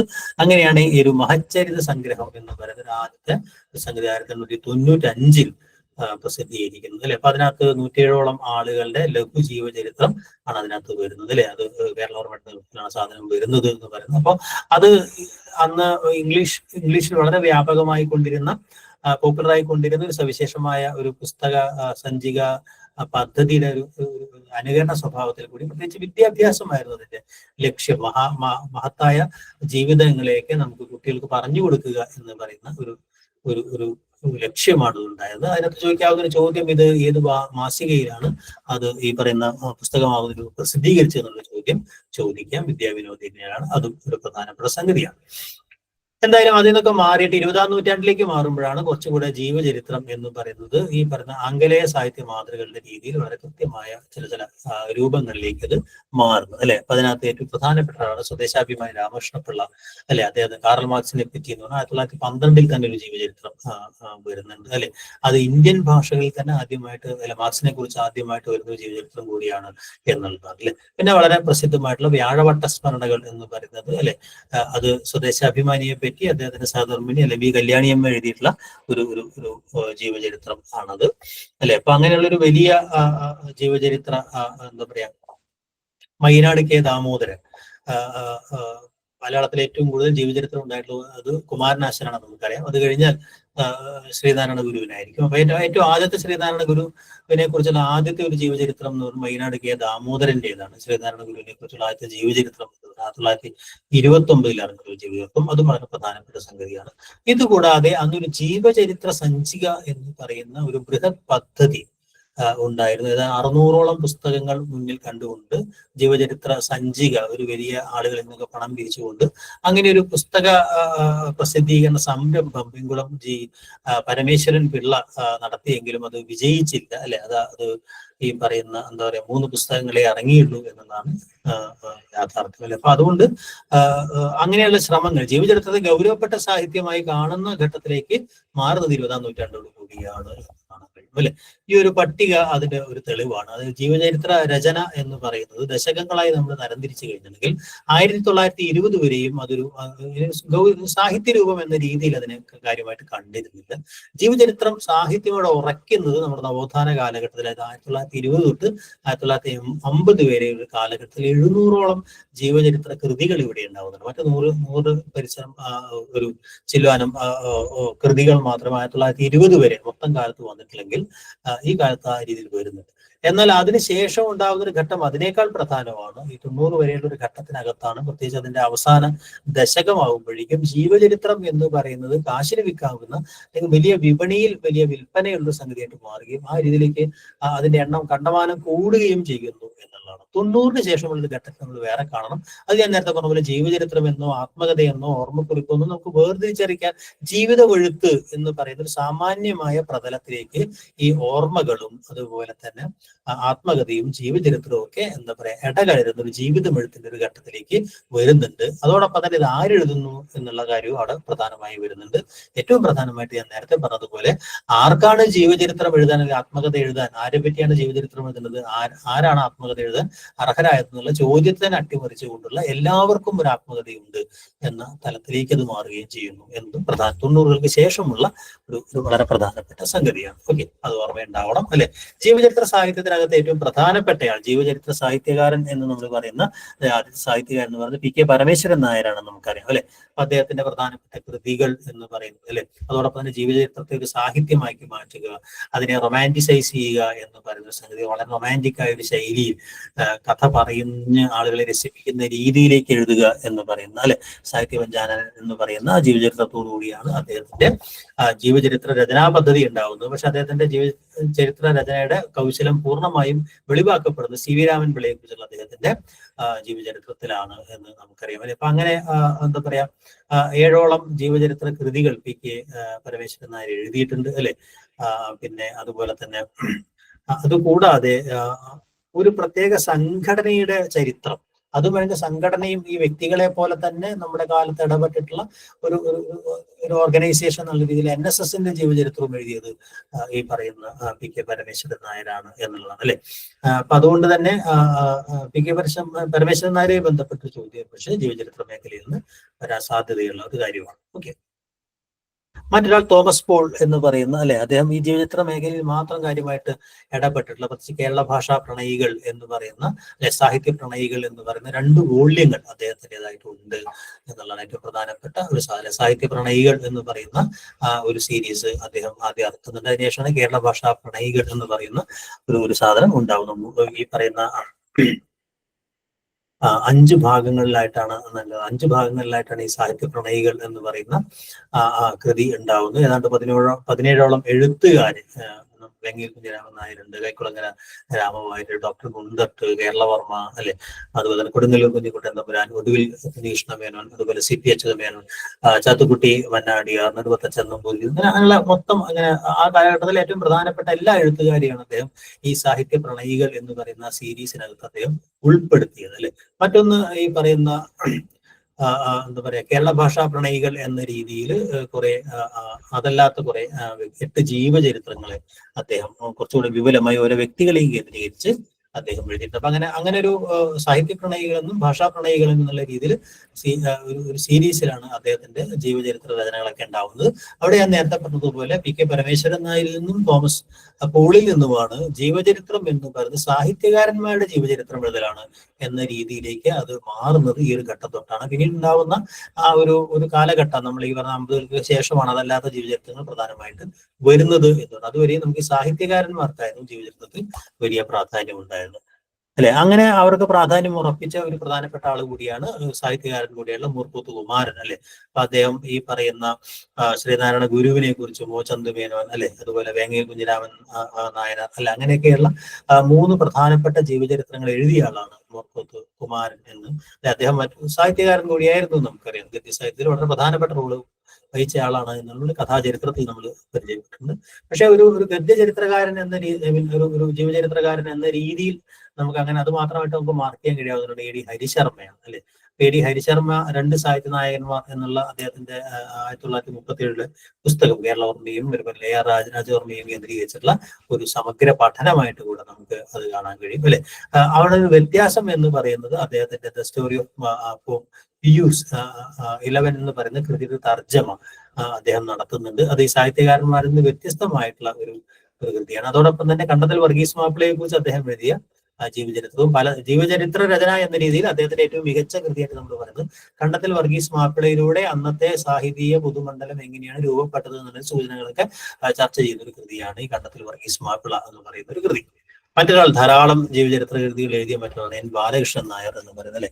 അദ്ദേഹം നിരവധി ഈ പറയുന്ന കെ ചെന്നമ്മ എന്ന് പറയുന്ന മഹിളാ മന്ദിരത്തിന്റെ സ്ഥാപകയായിട്ടുള്ള അവരെ കുറിച്ച് തൊട്ടാൽ കൃഷ്ണൻ നമ്പിയെ പോലെയൊക്കെയുള്ള അങ്ങനെയുള്ള അത്രയൊന്നും ഫേമസ് അല്ലാത്ത അല്ലെങ്കിൽ അങ്ങനെയുള്ള ആളുകൾ സെക്കൻഡ് റോയിലേക്കുള്ള ആളുകളെ കേന്ദ്രീകരിച്ചിട്ടുള്ള ജീവചരിത്രങ്ങൾ അദ്ദേഹം ഉണ്ടാവുന്നത്. സാക്ഷാൽ CV അദ്ദേഹത്തിന് വളരെ പ്രസിദ്ധമായിട്ടുള്ള ഒരു സംഗതിയാണ്. അതുപോലെ സ്വാതിരനാളിനെ കുറിച്ച്, ചട്ടമ്പി സ്വാമികളെ കുറിച്ചിട്ടൊരു ജീവചരിത്രം അദ്ദേഹമാണ് ആദ്യം എഴുതുന്നത്, അല്ലെ? അങ്ങനെയുള്ള കുറെ ജീവചരിത്രങ്ങൾ എഴുതിയ ആളാണ് N ബാലകൃഷ്ണൻ നായർ എന്ന് പറയുന്നത്, അല്ലെ? പിന്നെ നമ്മുടെ ആധുനിക കാലത്തേക്ക് വന്നാൽ മറ്റൊരു പ്രധാനപ്പെട്ട ആൾ നമുക്കറിയാവുന്ന പോലെ MK സാനുവാണ്. ശ്രീനാരായണ ഗുരുവിനെ കുറിച്ച് അദ്ദേഹത്തിന്റെ ജീവിതവും പിന്നെ ഏറ്റവും പ്രസിദ്ധമായിട്ടുള്ള ചങ്ങമ്പുഴ കൃഷ്ണപിള്ള നക്ഷത്രങ്ങളുടെ സ്നേഹവാചനം എന്ന് പറഞ്ഞ ജീവചരിത്രാത്മക വിമർശനത്തിന്റെ ഭാഗമായിട്ട് നമ്മൾ ഉൾപ്പെടുത്താറുണ്ട്. പ്രധാനപ്പെട്ട കൃതിയാണ്. അദ്ദേഹത്തിന്റെ കൃതികളും ഏതാണ്ട് എല്ലാ കൃതികളും ഈ പറയുന്നത് പോലെ തന്നെ സാഹിത്യ കേന്ദ്രിതമായിട്ടുള്ള ആദ്യത്തെ ശ്രീനാരായണ ഗുരുവും സഹോദരനെ മിക്കവാറും ഈ പറയുന്ന സാഹിത്യകാരന്മാരെ കേന്ദ്രീകരിച്ചിട്ടുള്ള ജീവചരിത്രങ്ങൾ എഴുതിയിട്ടുള്ളതാണ് സാനു എന്ന് പറയുന്നത്, അല്ലെ? പിന്നെ ഈ ഇത്തരം നേരത്തെ പറഞ്ഞ സീരീസുകൾ പല ആളുകളെ കുറിച്ചുള്ള ഈ ഗ്രന്ഥമാലകൾ ഇറക്കുന്നതിനകത്ത് വളരെ പ്രധാനപ്പെട്ട ആളാണ് പള്ളിപ്പാട്ട് കുഞ്ഞികൃഷ്ണ മേനോൻ എന്ന് പറയുന്നത്, അല്ലെ? അദ്ദേഹം ഒരുപാട് ജീവചരിത്രങ്ങൾ ഏതാണ്ട് 10 വർഷം നീണ്ട അദ്ദേഹത്തിന്റെ പരിശ്രമത്തിനകത്താണ് അദ്ദേഹം ഏതാണ്ട് 63 സാഹിത്യകാരന്മാരെ കുറിച്ചുള്ള ഈ പറയുന്ന ഒരു ജീവചരിത്ര ഗ്രന്ഥമാല ഇറക്കിയാണ്. നമ്മുടെ സാഹിത്യകാരന്മാർ എന്ന് പറയുന്ന ഒരു സീരീസ് അദ്ദേഹത്തിന്റെ ഇതായിട്ടുണ്ട്. ഇതുകൂടാതെ മഹച്ചരിതമാല പോലെയുള്ള 9 ഭാഗം അങ്ങനെയുള്ള ഈ പറയുന്ന ജീവചരിത്രങ്ങളുടെ എന്താ പറയുക ഒരു സീരീസ് പുറത്തിറക്കുന്നതിൽ വളരെ പ്രധാനപ്പെട്ട ഒരാളാണ്. ഞാൻ നേരത്തെ പറഞ്ഞ പോലെ ജീവചരിത്ര സംഗ്രഹങ്ങൾ ഇറക്കുന്നതിന്റെ മാതൃകയും അദ്ദേഹം മഹച്ചരിത സംഗ്രഹസാരം എന്ന് പറയുന്ന ഒരു കൃതിയിൽ. അതുകൊണ്ട് ജീവചരിത്ര സാഹിത്യത്തിനകത്ത് വളരെ പ്രധാനപ്പെട്ട ഒരു പേരാണ് പള്ളിപ്പാട്ട് കുഞ്ഞികൃഷ്ണ മേനോന്റേത്. മറ്റൊരാൾ കെ സുരേന്ദ്രനാണ്. കെ സുരേന്ദ്രൻ നോവലിസ്റ്റ് കൂടിയാണ്, നമുക്കറിയാം. അദ്ദേഹത്തിന്റെ ജീവചരിത്രങ്ങൾ സാഹിത്യ കൃതികൾ എന്നിട്ട് തന്നെ ഒരു തരം എന്താ പറയുക ആ ഒരു സംവേദനക്ഷമതയൊക്കെയുള്ള കൃതികളാണ് എന്ന് അറിയില്ല. അദ്ദേഹത്തിന്റെ ടോൾസ്റ്റോയുടെ കഥയും ദസ്തയേവ്സ്കിയുടെ കഥയും ഒക്കെ ഈ രീതിയിൽ ഒരു ജീവചരിത്രം എന്നതിലുപരി അതിനെ ഒരു കഥാത്മക സ്വഭാവത്തിൽ അവതരിപ്പിക്കാനുള്ള അദ്ദേഹത്തിന്റെ കഴിവുകളുടെയൊക്കെ ഒരു വളരെ പ്രധാനപ്പെട്ട സംഗതിയാണ്. കുമാരനാശാനെ കുറിച്ചുള്ള ജീവചരിത്രങ്ങൾക്കകത്ത് വളരെ വ്യത്യസ്തമായ ഒരു ജീവചരിത്രമായി മാറിയത് ഈ കെ സുരേന്ദ്രൻ എഴുതിയ ജീവചരിത്രമായതും അതുകൊണ്ട് തന്നെയാണ്. അങ്ങനെയാണ് അദ്ദേഹത്തിന്റെ ജീവചരിത്രത്തെ കുറിച്ച് അദ്ദേഹം തന്നെ പറയുന്ന ഒരു പ്രധാനപ്പെട്ട കാര്യം എന്ന് പറയുന്നത് അദ്ദേഹത്തിന്റെ നോവലുകളെ കുറിച്ച് അത് കുറെ ജീവിത കഥാഖ്യാനങ്ങളാണ്. നമ്മൾ നോവൽ ചർച്ച ചെയ്തത് പറഞ്ഞതാണ്.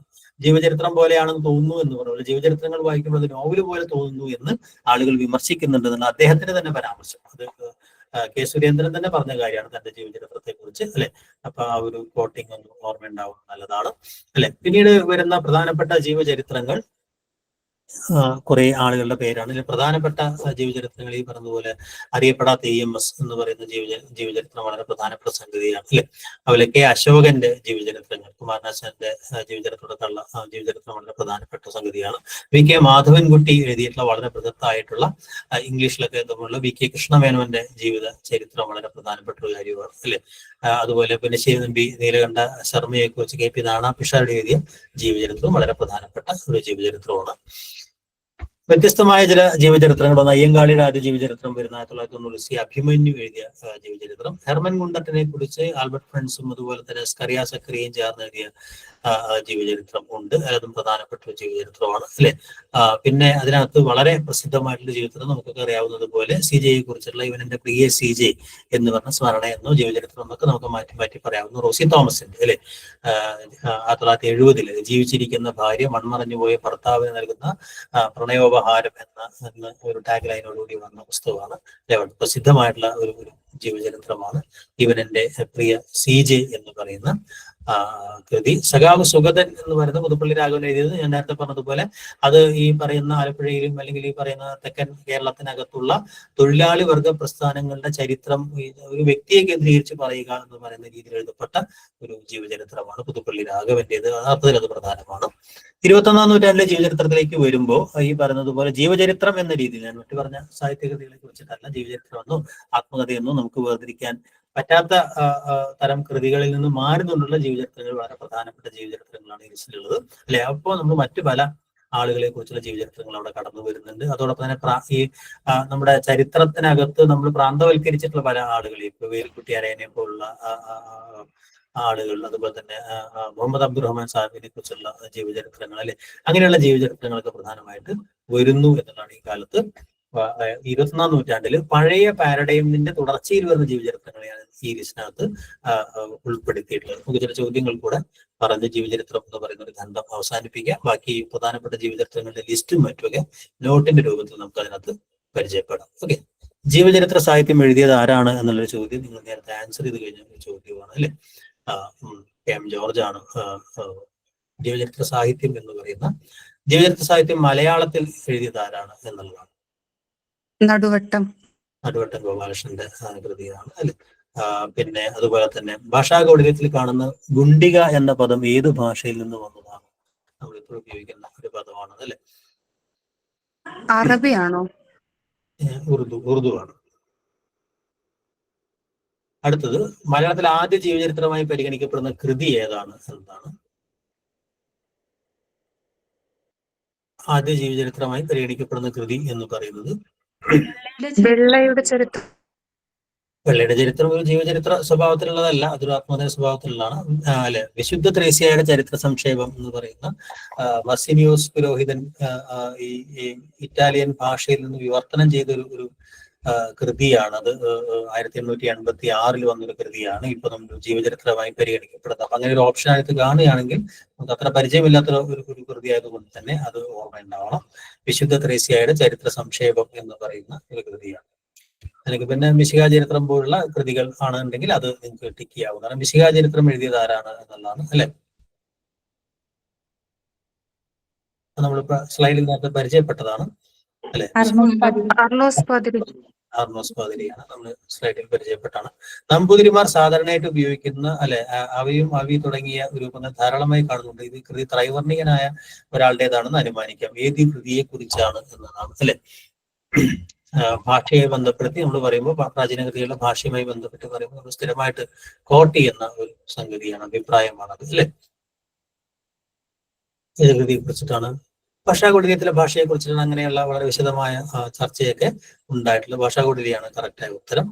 11 പ്രമുഖ മലയാളികളുടെ ജീവചരിത്രം തൂലികാ ചിത്രങ്ങൾ എന്ന പേരിൽ എഴുതിയത് ആരാണ് എന്ന് അല്ലെ. തോമസ് പോൾ. ആ ചോദ്യം പ്രധാനമാണ്. കാരണം അത് വളരെ വ്യത്യസ്തമായ ഒരു ജീവചരിത്രം കൂടിയാണ്. ബാക്കിയൊക്കെ നമ്മൾ നേരത്തെ പറഞ്ഞ സാഹിത്യകാരന്മാരുടെ ജീവചരിത്രമായിരുന്നെങ്കിൽ ഇത് സാഹിത്യകാരന്മാരല്ല, അന്നത്തെ രാഷ്ട്രീയ അന്തരീക്ഷത്തിനകത്ത്, സാമുദായിക രാഷ്ട്രീയ അന്തരീക്ഷത്തിനകത്ത് പ്രധാനപ്പെട്ട നേതാക്കന്മാരെ കുറിച്ച് എഴുതിയ ഒരു ജീവചരിത്രമാണ്. അത് എഴുതിയത് സാഹിത്യകാരനാണ്. പൊൻകുന്നം വർക്കിയാണ് അതിന്റെ ഉത്തരം എന്നുള്ളത് അല്ലെ. അപ്പൊ അത് തിരിച്ചിട്ടുള്ള ഒരു സംഗതിയാണ്. നേരത്തെ നമ്മൾ പറഞ്ഞത് ഈ സാഹിത്യകാരന്മാരെ കുറിച്ച് എഴുതുക എന്നുള്ളതായിരുന്നു. ഇപ്പൊ TV തോമസിനെ കുറിച്ചും ആർ സുഗതൻ അല്ലെങ്കിൽ അക്കാമ ചെറിയാൻ, C കേശവൻ, TM വർഗീസ്, അങ്ങനെയുള്ള ആളുകളെ കുറിച്ചൊക്കെ എഴുതിയിട്ടുള്ള ഒരു 11 ജീവചരിത്ര തൂലികാ ചിത്രങ്ങൾ എന്നുള്ള പേരിൽ എഴുതി പ്രസിദ്ധീകരിച്ചിട്ടുള്ളതാണ് ഈ പറയുന്ന പൊൻകുന്നം വർക്കിയാണ് ഉത്തരം. ഒരു മലയാളി മറ്റൊരു മലയാളിയെ കുറിച്ചുള്ള ആദ്യ ജീവചരിത്രമായി കരുതുന്നത് ഏതാണ് എന്നുള്ളതാണ് അല്ലെ. ചിത്രമെഴുത്ത് തമ്പുരാൻ എന്ന് പറയുന്നത് 1913 അല്ലെ. PN നാരായണപിള്ള എഴുതിയ ഒരു കൃതിയാണ് ചിത്രമെഴുത്ത് കോയി തമ്പുരാൻ എന്ന് പറയുന്നത്. അതും ചോദിക്കുന്ന ഒരു ചോദ്യമാണ്. ഞാൻ സ്ലൈഡിനകത്ത് ഉത്തരം ആഡ് ചെയ്യാൻ വിട്ടുപോയി തോന്നുന്നു. ചന്തുമേനോന്റെ ജീവചരിത്രം എഴുതിയത് ആരാണ് എന്നതാണ്. മൂർക്കോത്തുകുമാരനാണ്. സുസ്ഥിശ്രീ ഓം കോ അല്ലെ പാക്കര അനി രവിവർമ്മൻ തിരുവടിക്ക് ചെല്ല അല്ലെ ഈ പറയുന്ന തുടങ്ങുന്ന ശാസനം ഏത് എന്നുള്ളതാണ് ചോദ്യം. തരിശാപ്പള്ളി ശാസനം, വാഴപ്പള്ളി ശാസനം അല്ലെ. അതിനകത്ത് വളരെ വ്യത്യസ്തമായ ഒരു ശാസനമാണ് അതിന്റെ ഉത്തരം അല്ലെ. തിരുനെല്ലി ശാസനത്തിൽ നിന്നാണ് ഈ പറയുന്ന വരിയുള്ളത്. ഗുണ്ടട്ട് പണ്ഡിതരുടെ ജീവചരിത്രം എഴുതിയത് ആരാണ് എന്നാണ്. ഗാർത്തുവൈദ്യ. അതെ.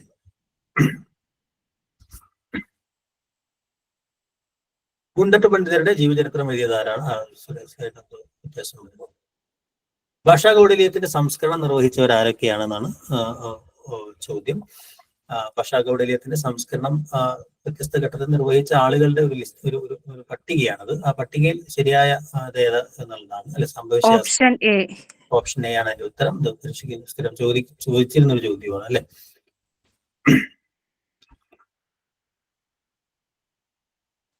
ട്രഷറി ഓഫ് ബയോഗ്രഫി വിവർത്തനം ചെയ്തത് ആരാണ് എന്നാണ് ചോദ്യം. ആദ്യത്തെ നമ്മുടെ ജീവചരിത്ര ശ്രമങ്ങൾക്കകത്തുള്ള ഒരു സംഗതിയാണ് അല്ലെ. വിശാഖം തിരുനാളാണ് ഉത്തരം. ബ്രഹ്മശ്രീ ശ്രീനാരായണ ഗുരുവിന്റെ ജീവചരിത്ര സംഗ്രഹം തയ്യാറാക്കിയത് ആരാണ് എന്നുള്ളതാണ് അല്ലെ. മൂർക്കോത്തുകുമാരൻ. ശ്രീനാരായണ ഗുരുവിന്റെ ജീവചരിത്ര സംഗ്രഹം എന്നുള്ളതാണ്. കുമാരനാശാനാണ് ഉത്തരം. അത് അദ്ദേഹം ജീവിച്ചിരുന്ന കാലത്ത് തന്നെ ഈ പറയുന്ന കുമാരനാശാൻ ഈ പറയുന്ന വിവേകോദയത്തിൽ കുറെ ഈ പറയുന്ന ലേഖനങ്ങളായിട്ട് പിന്നീട് പ്രസിദ്ധീകരിച്ച സാധനമാണ്. പിന്നീട് ഈ തോന്നിക്കൽ കുമാരനാശാൻ ട്രസ്റ്റ് അത് ഈ പറയുന്ന പുനഃപ്രസിദ്ധീകരിക്കുകയാണ് ഉണ്ടായത്. അപ്പൊ ആ ഒരു ടൈറ്റിൽ നോക്കിയിട്ട് അത് ആൻസർ എഴുതണം. കാറൽ മാർക്സിന്റെ ജീവചരിത്രം ആദ്യമായി മലയാളത്തിൽ തയ്യാറാക്കിയത് ആരാണ് എന്നാണ്. സ്വദേശാഭിമാനി രാമകൃഷ്ണപിള്ള. മാറ്റിയിട്ടില്ല. പാഠകം എന്ന വിഭാഗത്തിൽപ്പെട്ട കൃതി ഏത് എന്നുള്ളതാണ് അല്ലെ. അത് നിങ്ങൾക്ക് അറിയാവുന്ന ഒരു ഉത്തരവാണ്.